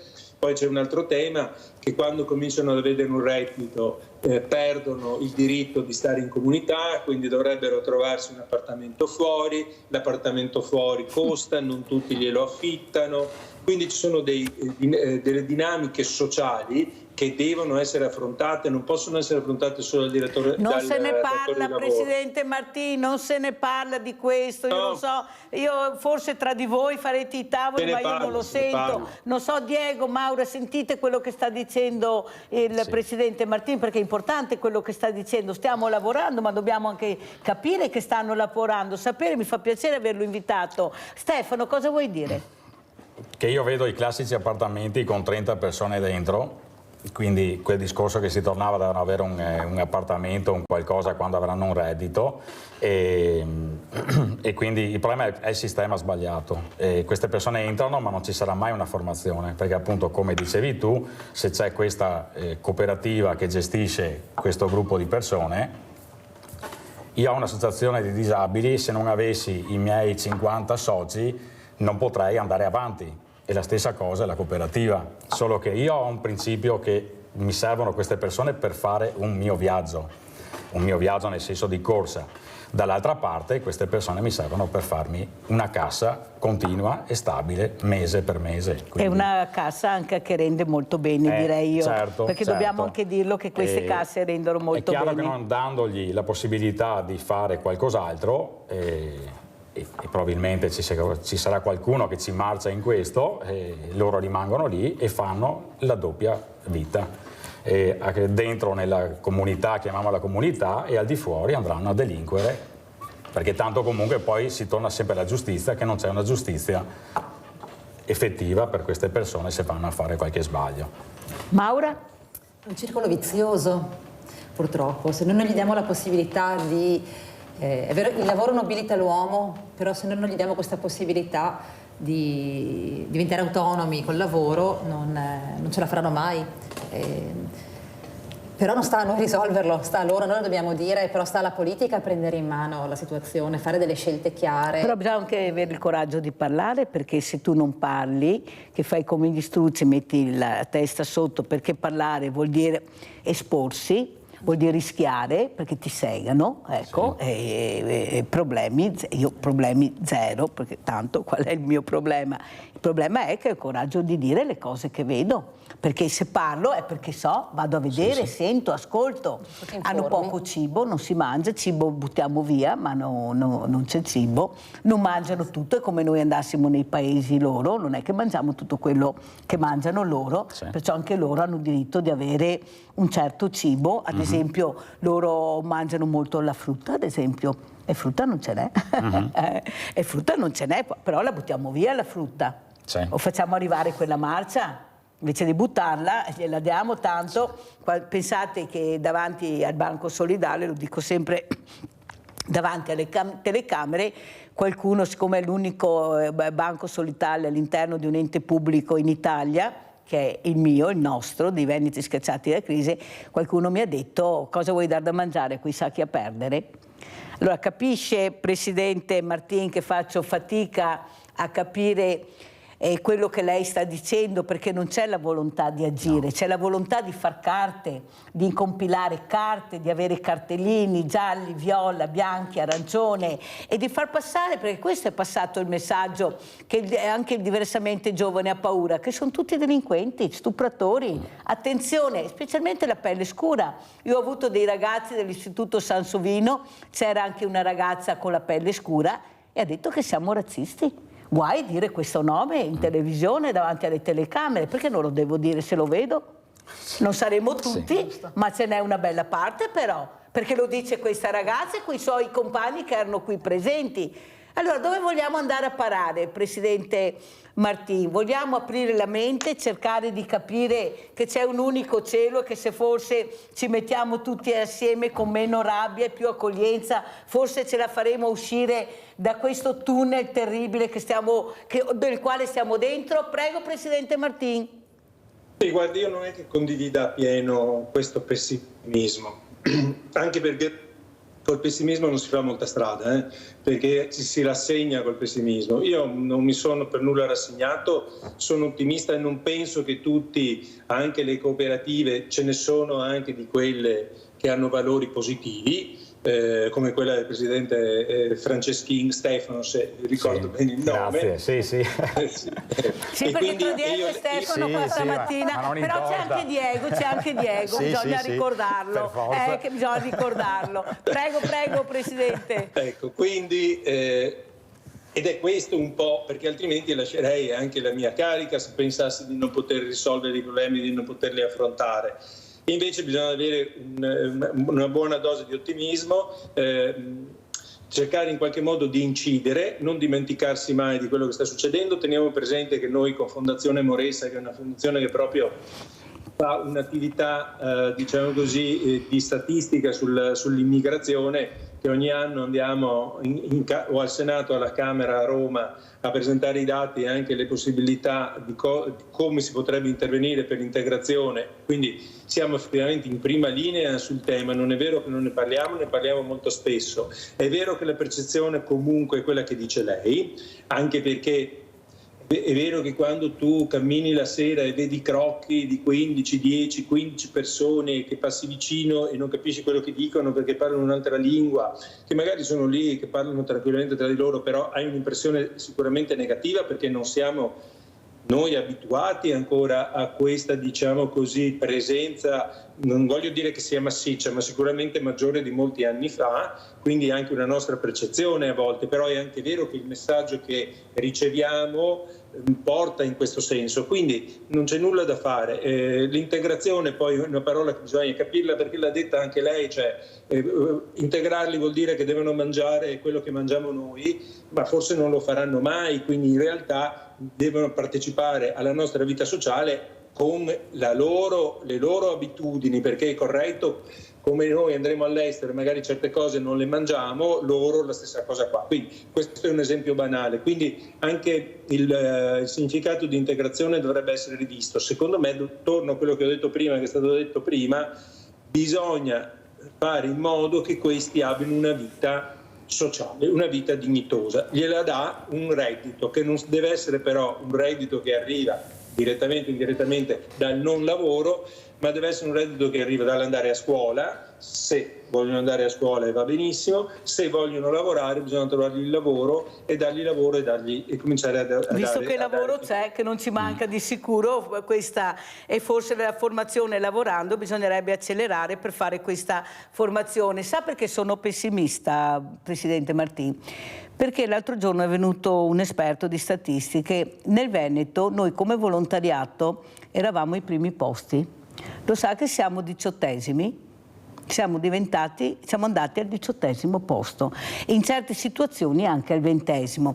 Capisce che lei dice bisogna cercare di resistere, e noi resistiamo, siamo qua, più di così non so cosa dovremmo fare per resistere, però capisce che cercano di segarti tutti i giorni, non aiutandoti, non supportandoti, ecco, mettendoti in condizioni che non partecipi a questi tavoli di concertazione, agli stati generali, perché sono i soliti noti, gli amici degli amici, quelli che hanno il campanile più alto.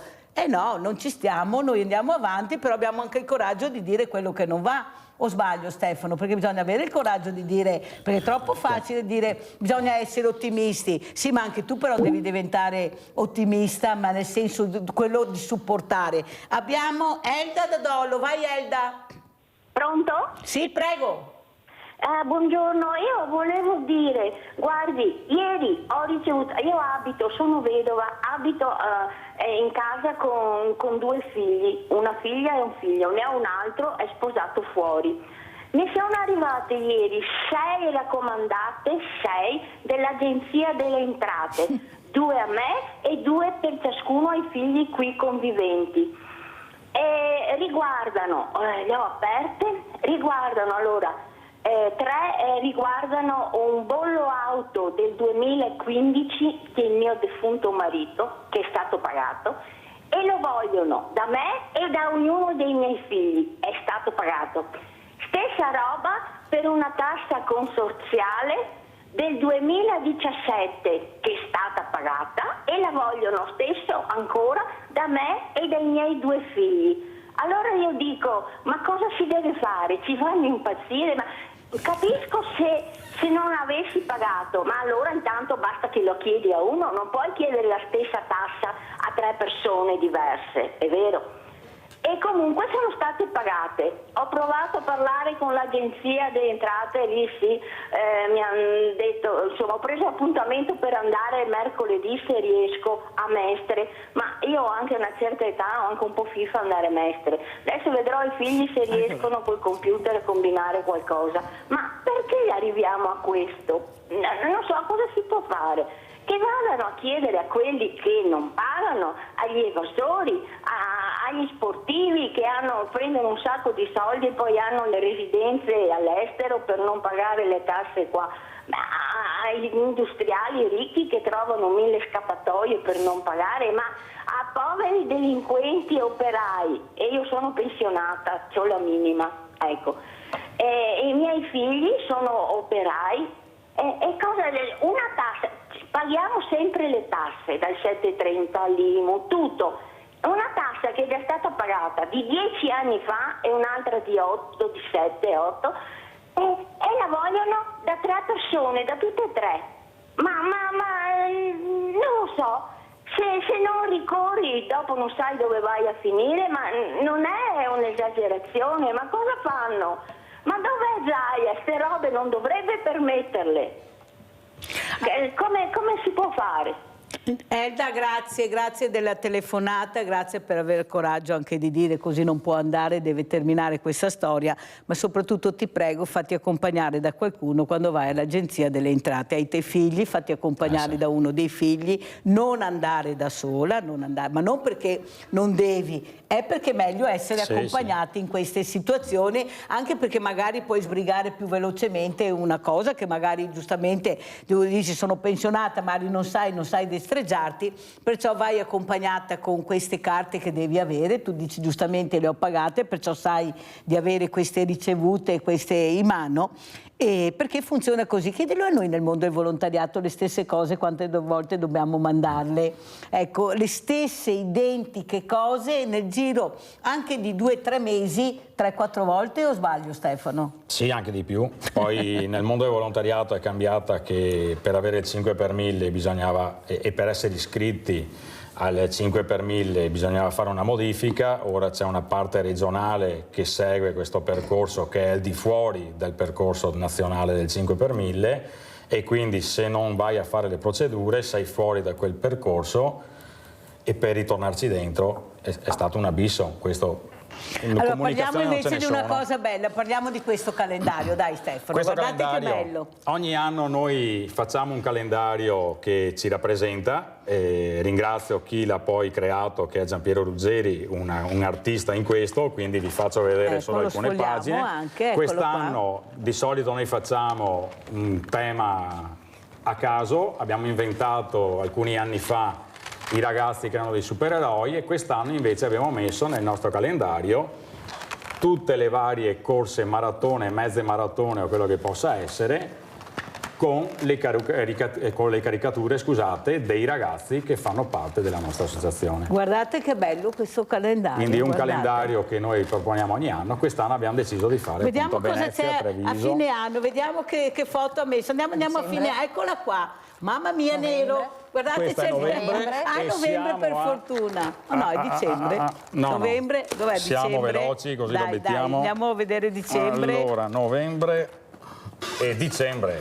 Dicembre abbiamo rosso, messo guardate, rosso. chiaramente il nostro castello in Piazza Cima di Conegliano. Mettiamo davanti. E due ragazzi nostri, 2 presenti e 2 non presenti, perché purtroppo la vita ci dà delle gioie e dei dolori, quindi da questa parte abbiamo 2 che ci hanno lasciato qualche anno fa. Ma sono con Diego? Perfettamente sì. Abbiamo fatto l'ultima pagina, li abbiamo ricordati su una nuvola e gli altri in carrozzina di qua. Allora sentiamo come ci saluta il presidente Martin. Ha visto che bello? La politica quanti te ne ha preso questi calendari? Gratis o a pagamento? Abbiamo regalati. Ma almeno sorridiamo, presidente Martin, no, perché me le tolgono proprio, capito? Mi tirano veramente tanto perché lo sanno che esiste. Prego, presidente, come ci saluta? Dai, sia ottimista, lei deve essere ottimista per tutti. Non la sento, voce.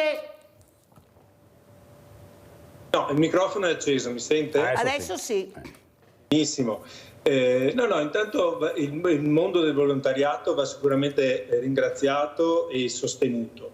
Dovrebbe essere in realtà una parte, diciamo così, che integra ciò che dovrebbe fare invece le nostre istituzioni, invece molto spesso è costretto a sostituirsi o a sopperire in maniera pesante a ciò che le nostre istituzioni non fanno, soprattutto per tutto ciò che riguarda il non ospedaliero, perché molto spesso quando sei fuori dall'ospedale non sai da che parte andare a mettere i piedi e quindi fanno un grandissimo lavoro e di questo li ringrazio. E allo stesso tempo in maniera diversa le associazioni di categoria datoriali fanno un magnifico lavoro per tutte le piccole imprese del nostro paese, le sostengono e sicuramente avranno nel futuro il ruolo che hanno avuto in passato e che meritano di avere anche nel futuro. Grazie al presidente Ciro Martin, presidente Confartigianato Metropolitana di Venezia, di essere stato con noi e speriamo bene veramente perché è un periodo molto difficile per tutti, purtroppo dico io. Sentiamo invece come ci saluta Maura Bertagnin, segretaria dell'associazione di questa importante associazione Amici di Diego, che Diego è sempre tra di noi e rappresenta tanti Dieghi che ci hanno lasciato, ma che grazie anche a voi si fanno sentire la loro voce. Infatti lui mi diceva guarda che ci sono anch'io e ti chiamavo Diego stamattina. Allora, Vai, Diego, Maura. in realtà Diego non è un ragazzo che ci ha lasciato, è un ragazzo che c'è ancora con noi, è il primo ragazzo che è stato spinto, per quello l'associazione ha preso il nome suo. Però ce ne sono tanti che non ce ne sono. Ci ha lasciato Tranquillo, ci ha lasciato Christian e sono comunque sempre con noi. Noi vi invitiamo a seguirci, a seguire la nostra pagina Facebook, Amici di Diego, il nostro sito internet, amicididiego.com, a sostenerci con il 5 per 1000, con le donazioni, semplicemente anche condividendo i nostri post e condividendo quello che facciamo. Perché il bene va seminato, ricordiamocelo sempre, perché è vero che dobbiamo denunciare, ma dobbiamo anche testimoniare il bene che però c'è. devi seminare e raccogliere, perché la semina, sicuramente, ma la semina porterà sempre una raccolta. Ascolta, la politica cosa vuoi dire? Anche la politica locale, perché noi là possiamo arrivare, non è che andiamo più su del locale. La politica attuale, al locale cosa vuoi dire? Guarda, io penso che la politica deve ascoltare tutte queste denunce, quello che tu stai dicendo, quello che stai portando avanti, quello che...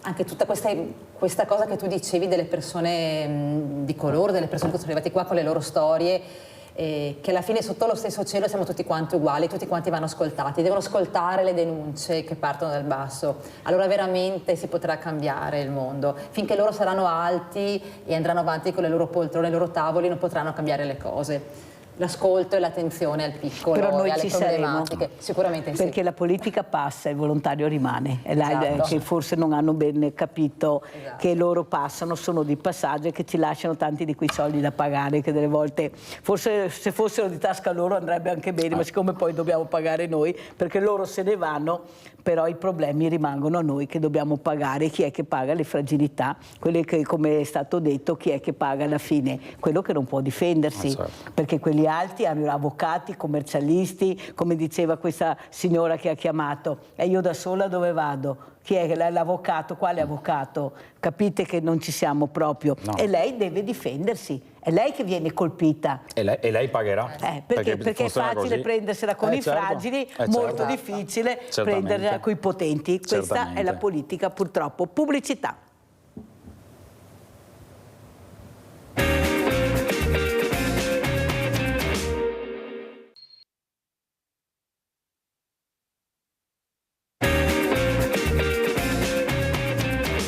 vi presento altri graditissimi ospiti. Abbiamo Valentina Belvisi, ambasciatrice Ederla a tutela degli orfani, perché lei è vittima di femminicidio. Ciao Valentina, come stai? Grazie, bene, tu? Beh, sì, oddio, mi difendo, dai, mi difendo Valentina, mi difendo dalle pugnalate che arrivano in continuazione perché vogliono segarmi, non qua naturalmente, ma capisci, proprio nel mondo del volontariato è una fatica immane, perché se dici la verità è la verità, dà fastidio, metti il dito nella piaga, non devi, c'è il cerotto sulla piaga, non togliere il cerotto, lascialo là, Mirella, mi dicono, no? Io dico in Veneto, sai, non so se conosci il dialetto veneto, che non mi metti schei da mone in scarsea, così che siamo annoiati, non li ho mai messi e non intendo di mettermeli neppure adesso. Saluto anche il professor Alcide Candiotto, dirigente Asso Cuochi Treviso. Buongiorno prof, grazie di essere qui anche lei. Ecco, parleremo anche di cucina, parleremo di tante cose. Sono rimasti anche con noi Stefano Franceschin e Maura Bertagnin dell'Associazione Amici di Diego. Allora partirei proprio con te, Valentina. Ecco, come sta andando? Cosa vedi? I femminicidi non li contiamo più, non sono solo di colore, ma sono anche mariti, fidanzati nostri, anche veneti, molti, lo ricordiamo che forse qualcuno lo dimentica. Com'è la situazione dal tuo importante osservatorio, Valentina? Che abbiamo iniziato l'anno male, come l'abbiamo finito, perché continuiamo a aprire le testate giornalistiche o i social e abbiamo sempre purtroppo una donna che è vittima di femminicidio. Oppure una frase che leggo spesso e che purtroppo mi fa molto pensare, questi uomini che dicono stai attenta che ti faccio fare la stessa fine di Giulia, no? Della povera Giulia Cecchettin, no? Quindi questo mi fa molto riflettere che stiamo sempre facendo più passi indietro. Valentina, secondo te cos'è questa rabbia? Questa rabbia di persone alle apparenze normalissime, chi avrebbe mai immaginato? Queste donne che mai penserebbero che questo compagno, questo marito arrivasse a tanto, le colpisse così ferocemente, ecco, marchiandole anche certe per tutta la vita. Io ho parlato anche col direttore delle carceri di Treviso e non solo, ma anche con avvocati. Pochi si pentono, non c'è il pentimento. Ecco, l'ha detto anche un'avvocata che è venuta qui ospite. Cos'è questa rabbia? Come puoi spiegarla? Tu che l'hai provata, i segnali, cosa c'è che non va e che magari non si riesce a cogliere, Valentina?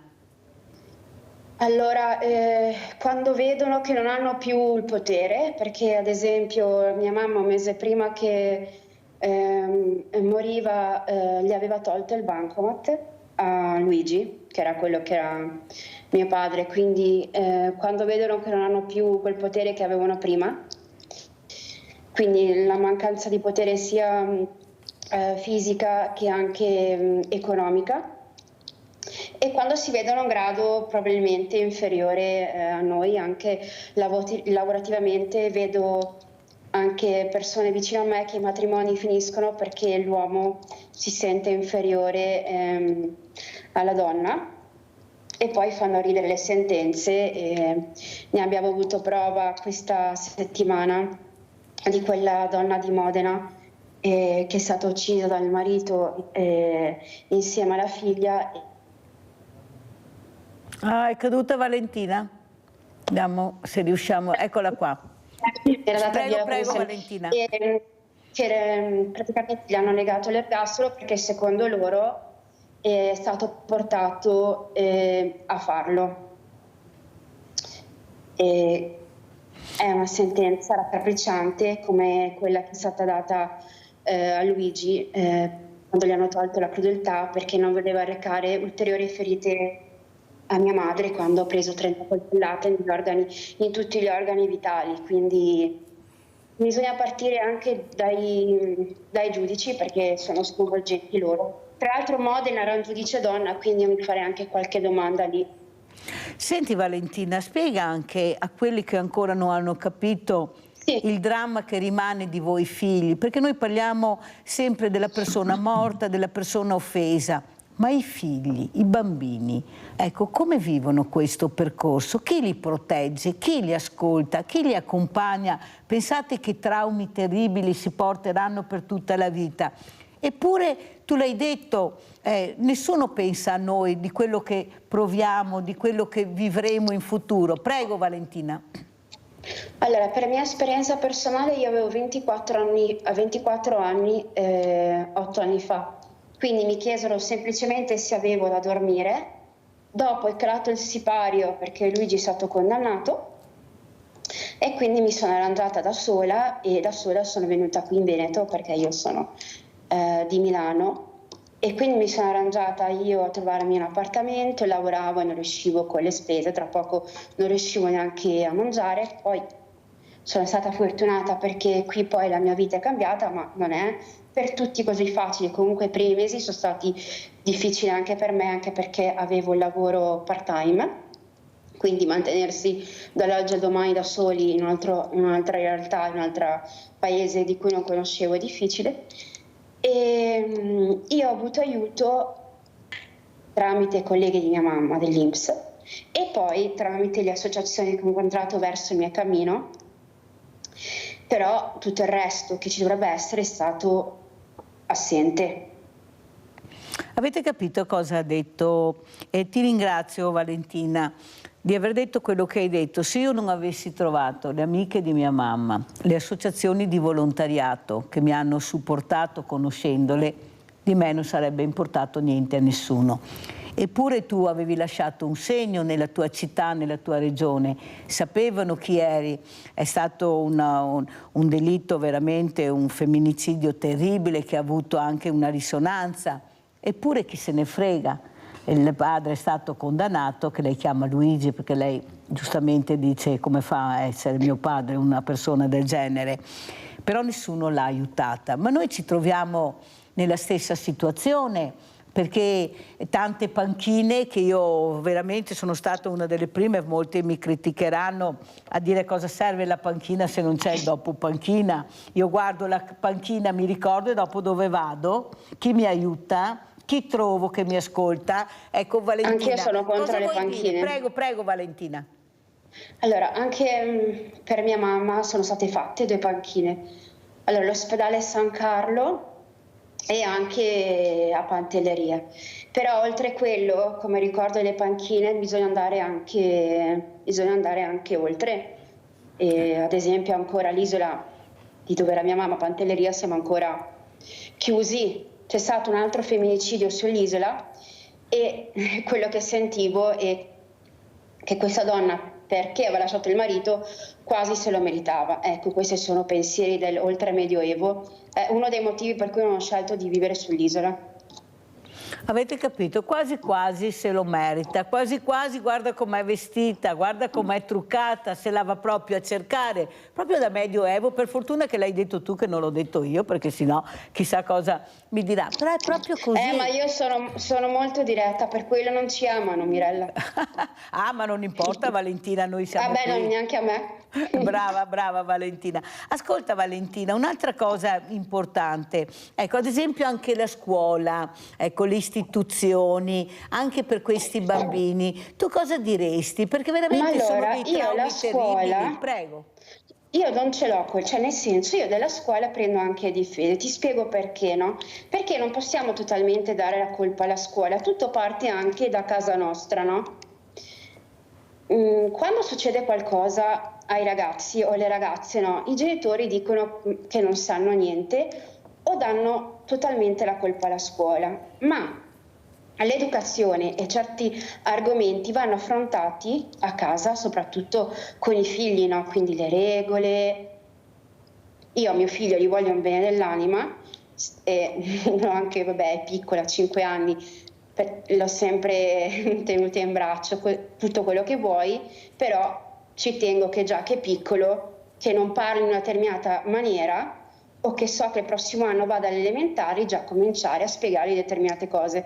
Per me è fondamentale che l'educazione parte da quando il bambino, per mia cosa personale, da quando è piccolo. Poi certo, quando sarà più grande, non è che io posso essere 360 gradi a vedere quello che fa, però l'impronta principale deve partire da casa nostra. Se io già avessi a casa certi comportamenti come mia madre, cioè assolutamente taglierei la corda, quindi mi riferisco anche a comportamenti come quelli che ho avuto io, no? A casa con Luigi. Quindi prima si deve partire dalla propria casa e dopo possiamo affrontare anche la scuola, perché quei poveri professori non hanno totalmente tutta la colpa. Loro fino a che punto possono fare le cose che dopo nemmeno loro sono tutelati? Brava Valentina. Questi professori, questi Veneto, insegnanti che sono veramente con le spalle al muro, addirittura anche loro si non arriva... possono fare più di tanto, sono aggrediti anche loro. Difendono l'indifendibile. Io ho avuto un sindaco, Valentina, lo dico anche ai miei ospiti, che ha detto, nonostante il video che facessi vedere che era suo figlio che stava facendo questo atto di vandalismo, il genitore continuava a dirmi: ma non è mio figlio, ti stai sbagliando. Ma come non è tuo figlio? Ma come fai a dire siamo anche su un paese? No, questo non è mio figlio. Capisci, Maura, che si fa fatica, come dice Valentina, è facile passare la colpa alla scuola e la colpa è tua e tu non lo vuoi ammettere, perché vuol dire che devi metterti in gioco. Prego, ecco, tu sei anche insegnante, prego Maura. Sì, allora io insegno ai bambini piccoli, insegno in una scuola dell'infanzia. Però mi ritrovo con quello che dice Valentina, la famiglia è prioritaria, nell'educazione la famiglia è prioritaria e collabora con la scuola, ma prima c'è la famiglia. La scuola non potrà mai fare nulla se non c'è una famiglia dietro, partiamo già svantaggiati se manca la famiglia dietro. Certo la scuola può fare la sua parte nell'educare al rispetto. Io lavoro in una scuola d'infanzia e ai bambini insegniamo che se un compagno dice di no è no. Non vuole giocare con te, ha diritto di dirti di no, non vuole fare questa cosa con te, ha diritto di dire di no e questo lo devi rispettare e questa è la base, perché poi quando saranno grandi e chiederanno delle cose avranno diritto di dire di no e queste cose dovranno essere rispettate. Però Maura, tu hai detto una cosa importante, voi spiegate il perché no, cioè il no va spiegato come va spiegato il sì. Se ti dico no per questo motivo, se ti dico sì per questo motivo, ma tu non puoi dire no e basta perché decido io, comando io. Il bambino quando è piccolo, soprattutto, cos'è la prima parola? Perché? Perché? Perché lui è curioso, vuole conoscere, vuole capire e tu devi avere il tempo di ascoltare questo perché e spiegarlo in quel momento. Famiglia. È la famiglia. Purtroppo è una società che corre, i genitori corrono e non hanno più tempo, e i bambini anche corrono. Sono bambini che non sono più capaci di rispettare il tempo, di attendere, di annoiarsi anche. Scherzi, i bambini non possono più annoiarsi al giorno d'oggi, no? Non è più concesso, invece sarebbe importante che imparassero anche questo. Un po', diciamo, per crescere bene, un po'. Dovrebbero rallentare i ritmi, purtroppo è una società che corre e anche loro devono correre. Allora sentiamo anche il professor Alcide Candiotto, dirigente Assocuochi Treviso. Ecco, questa Assocuochi, il cuoco, specialmente il pasticcere. Io chiedo ai ragazzi cos'è che ti piace di più far da mangiare a quelli che frequentano gli alberghieri, tutti alberghieri, e tutti i dolci. Quasi tutti mi dicono i dolci. Allora, com'è la situazione anche dal suo punto di vista, professor Candiotto? La pasticceria sicuramente adesso sta avendo un grande successo anche da parte delle ragazze, perché la precisione delle ragazze, io vedo nelle ragazze molta attitudine alla pasticceria e la cucina invece è un po' più ostica, nel senso che per una ragazza è più comodo fare pasticceria. E dagli stage che abbiamo avuto, che sono tornati i ragazzi settimana scorsa, abbiamo avuto veramente grandi soddisfazioni. Poi abbiamo mandato ragazzi in stage a fare anche pasticceria anche da Cipriani, da Rigo Cipriani a Venezia. E a Rigo Cipriani fa una pasticceria molto minimalista, molto semplice, ma che ha una poesia inserita in un contesto come Venezia e come Venezia, insomma.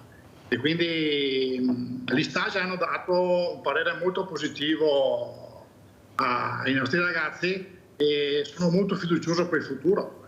Sicuramente la pasticceria è un punto di forza della cucina italiana, come anche tutte le altre ricette del territorio.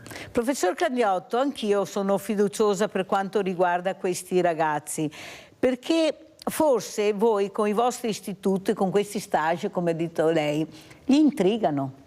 Cioè loro sono protagonisti, sono loro i protagonisti, sono loro che creano. Ecco, questa è la bellezza di questi istituti, che li lasciano creare, e non è vero che si tirano indietro se c'è da lavorare il sabato o la domenica. Loro ci sono, ma perché sono protagonisti, o sbaglio, professore?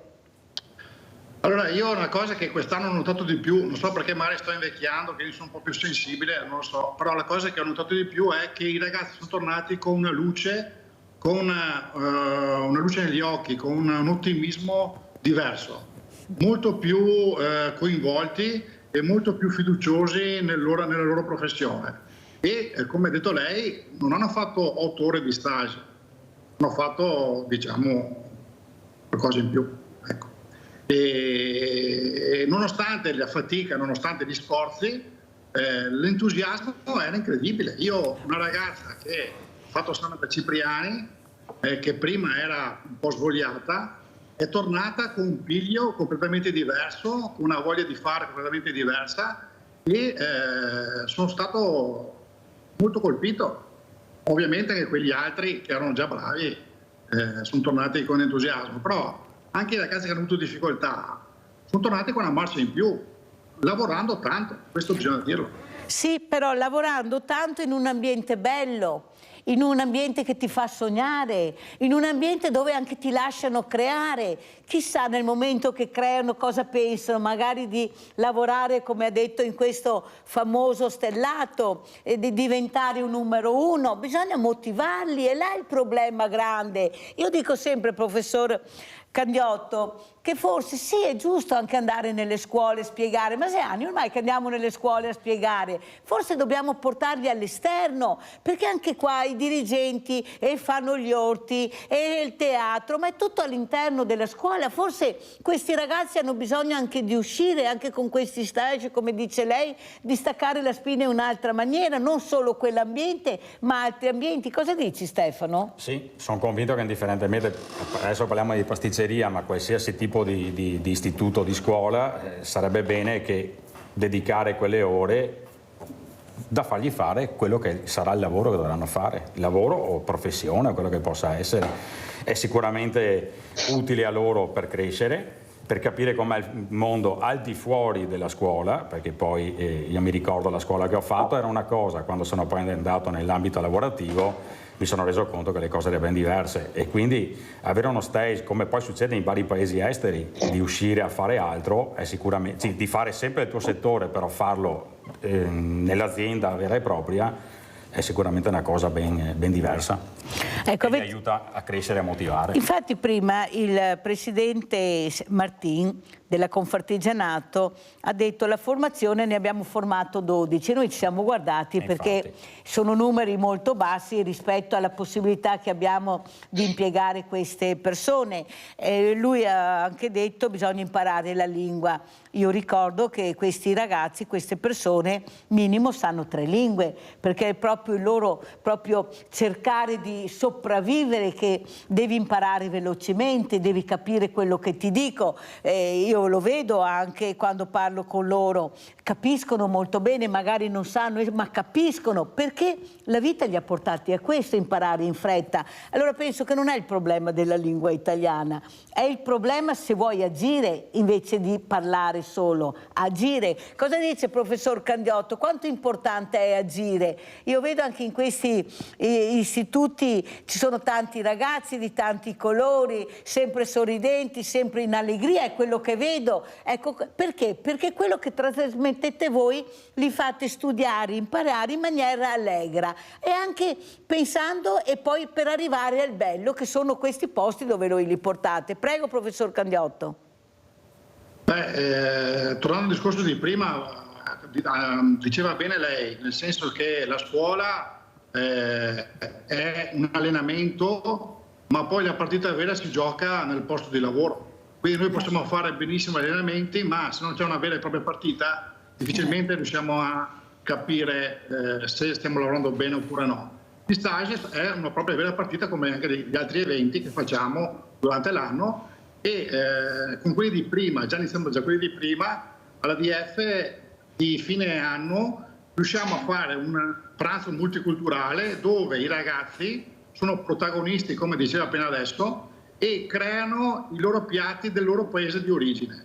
E quindi noi facciamo una cucina etnica dove i ragazzi cinesi fanno tutte le varie preparazioni cinesi, da involtino primavera, ma anche insalata di riso italiana, altre cose loro del territorio, e vediamo i loro piatti, quindi i marocchini portano il couscous, tutta una serie di piatti tipici dei loro territori, e vedono, si confrontano e portano quello che è le loro origini, perché poi le origini poi sono determinate per la loro professione, perché da lì poi creeranno dei piatti, creeranno delle ricette e contaminate con le esperienze che andranno a fare nei vari locali, diventeranno dei grandi chef con delle loro ricette, con le loro proposte che saranno sicuramente interessanti e creative.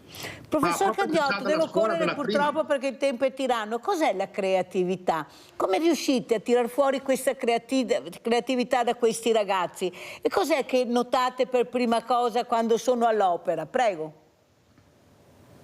Continuamente noi cerchiamo di stimolarli con delle proposte didattiche che loro possono ragionare, perché il problema di oggi vedo che spesso i ragazzi non usano la testa. È brutto da dire, però è vero, perché come si diceva prima non hanno tempo di fare niente, e tutto quello che fanno è già diciamo così organizzato. Avere la possibilità di pensare, come si diceva prima, e creare qualcosa è importantissimo. E per esempio noi quest'anno abbiamo fatto come laboratorio, abbiamo approfondito il tema del mito Ferrari, che non c'entra niente con la ristorazione, ma però capire cos'è un mito, capire cos'è l'eccellenza, stimola i ragazzi a tirar fuori le loro creatività, le loro idee. Avete capito? Bisogna ascoltarli, bisogna avere il coraggio e la pazienza di insegnare, di ascoltare e di insegnare, e loro lo seguono, come ha detto il professore, perché ci credono, e l'importanza è dell'insegnante, non c'è niente di fare, la scuola.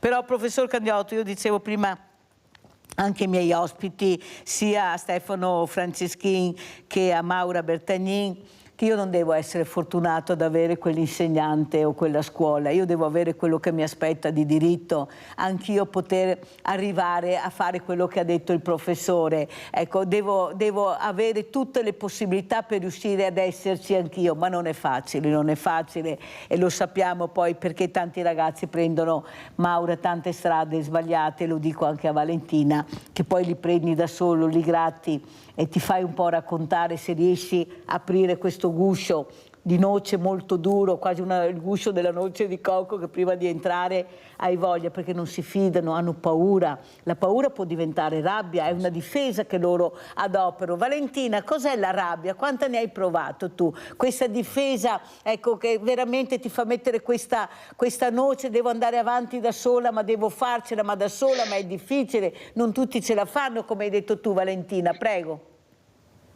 Vabbè, allora io all'inizio, quando sono arrivata qui, non parlavo con nessuno, ma per mia difesa.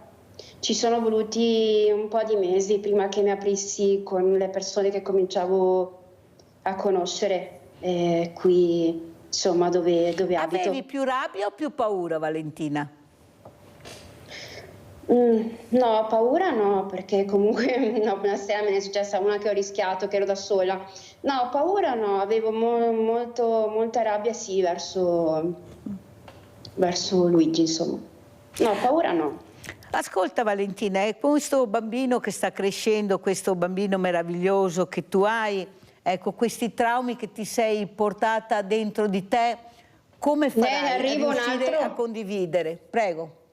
Ne in arrivo un altro anche. Dai, che bella notizia che ha dato Valentina. Complimenti allora Valentina, complimenti. Perciò vuol dire che sei una donna, una compagna e una mamma felice, o sbaglio?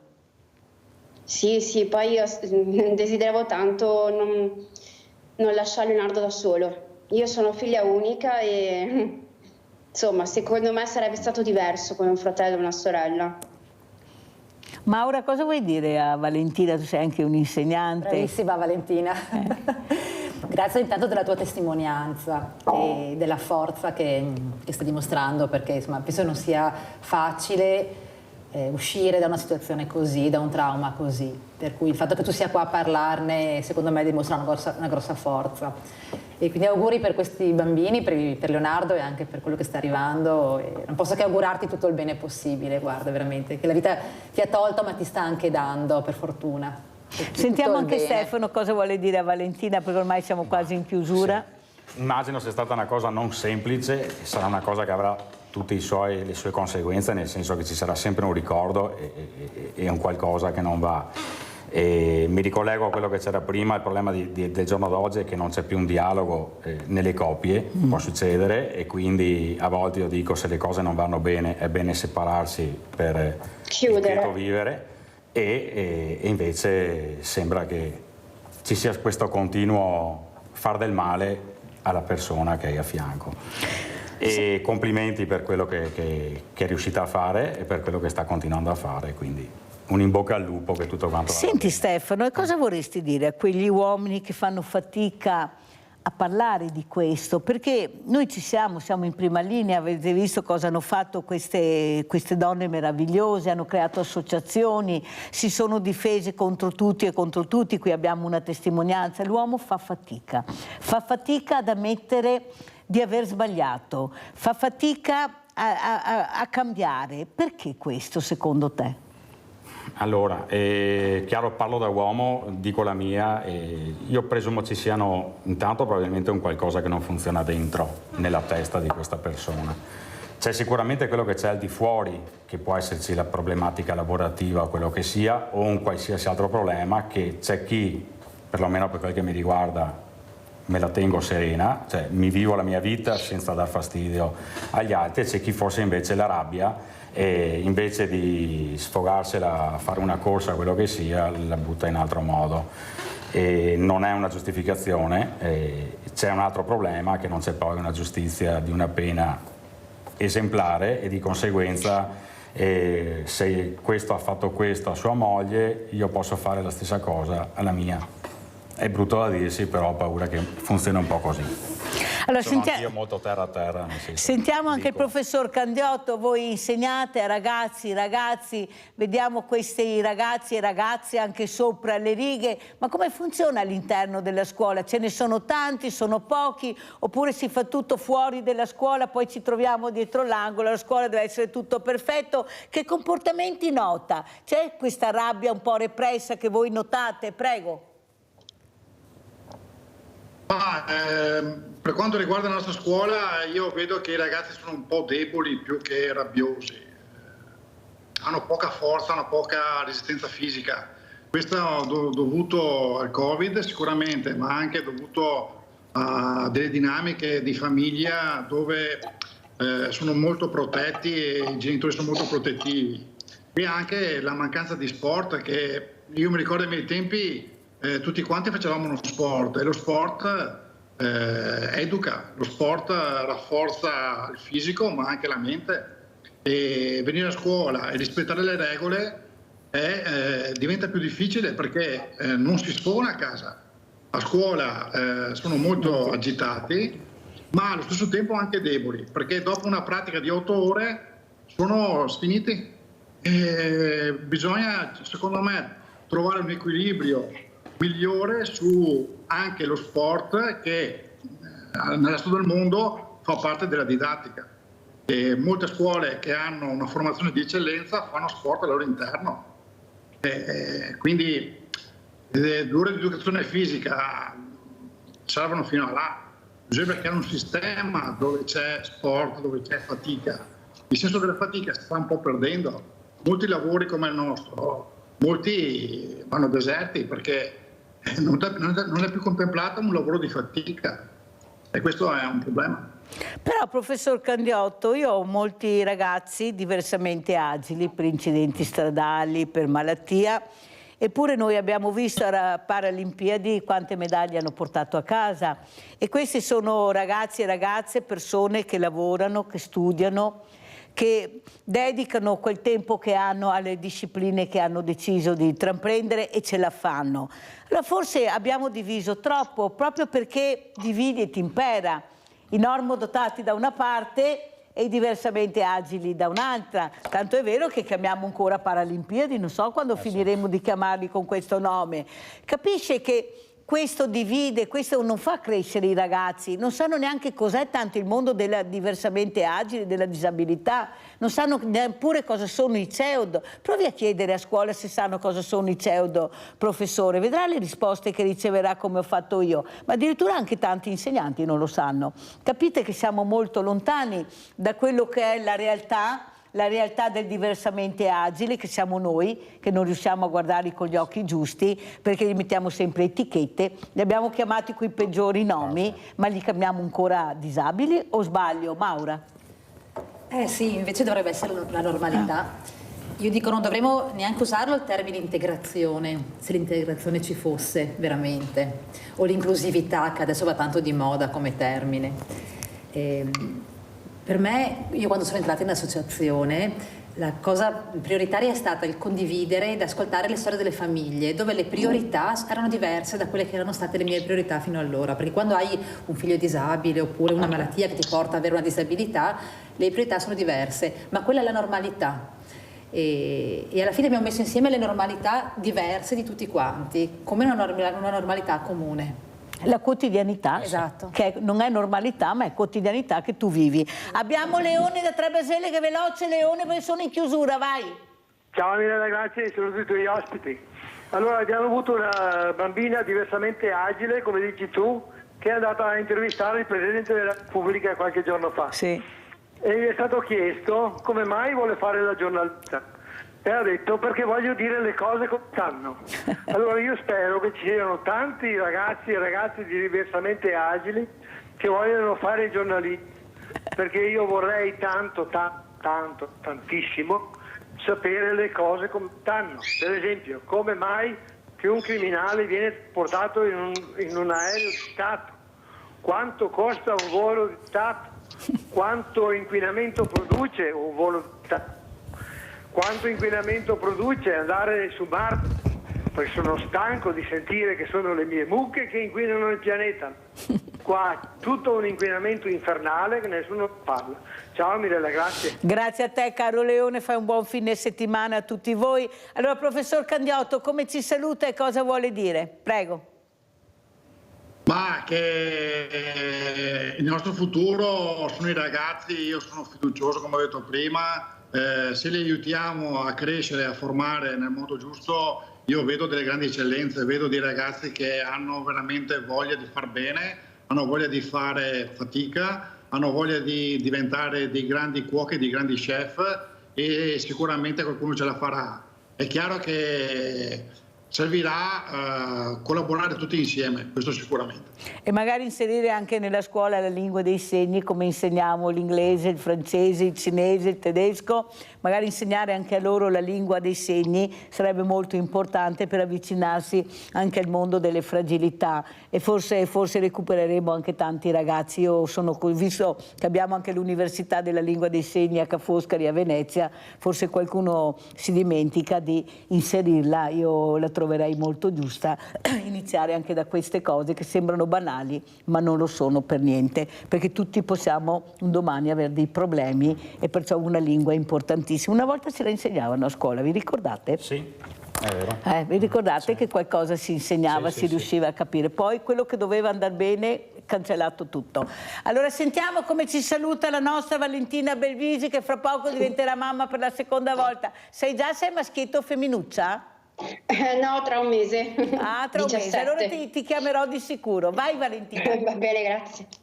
Allora, speriamo che possiamo migliorare, anche se la strada è lunga e difficile, e anche spero che verrà data più potere alle forze dell'ordine, perché ci sono stati dei casi che anche loro non hanno potuto far più di tanto, e chi ci rimette purtroppo è sempre la donna, e quindi anche questi gradi sono tutti da rivedere, insomma, secondo me è tutto da rivedere. Senti Valentina, cosa diresti se avessi di fronte la Premier Giorgia Meloni? La Premier ha detto: sono Giorgia, sono una di voi. Ecco, ha aperto anche questo modo anche di comunicare. Ecco, scrivetemi che io rispondo. Prego. Ma se è vero che una di noi ce lo deve dimostrare, come il presidente della nostra regione, insomma. Per ora sono tutte chiacchiere, dobbiamo vedere come scenderanno in campo. Le idee chiare le ha veramente Valentina, non c'è niente da dire. Un'altra cosa Valentina, della scuola cosa vorresti dire? Ecco, che scuola vorresti? O questa scuola va bene anche tu stai diventando mamma per la seconda volta? Ecco, cosa vedi? Prego. Allora, vabbè, adesso Leonardo andrà in prima elementare, ho visto che comunque ci sono, almeno qui, tante attività, però è vero, come diceva la signora in studio, che vedo anch'io che non riescono ad annoiarsi, che fanno fatica anche nonostante abbiano tanti giochi. E io mi ricordo che quando ero più piccola, si giocava anche con il niente, quindi... Oppure non si faceva anche niente? Cioè non è che sì, oppure non si faceva neanche niente, è vero. Non si faceva anche niente. Siamo su una generazione nuova e difficile. È difficile. Però non bisogna mollare, non bisogna essere di quei genitori purtroppo che li abbandonano sul cellulare e tablet, perché li perdiamo solamente.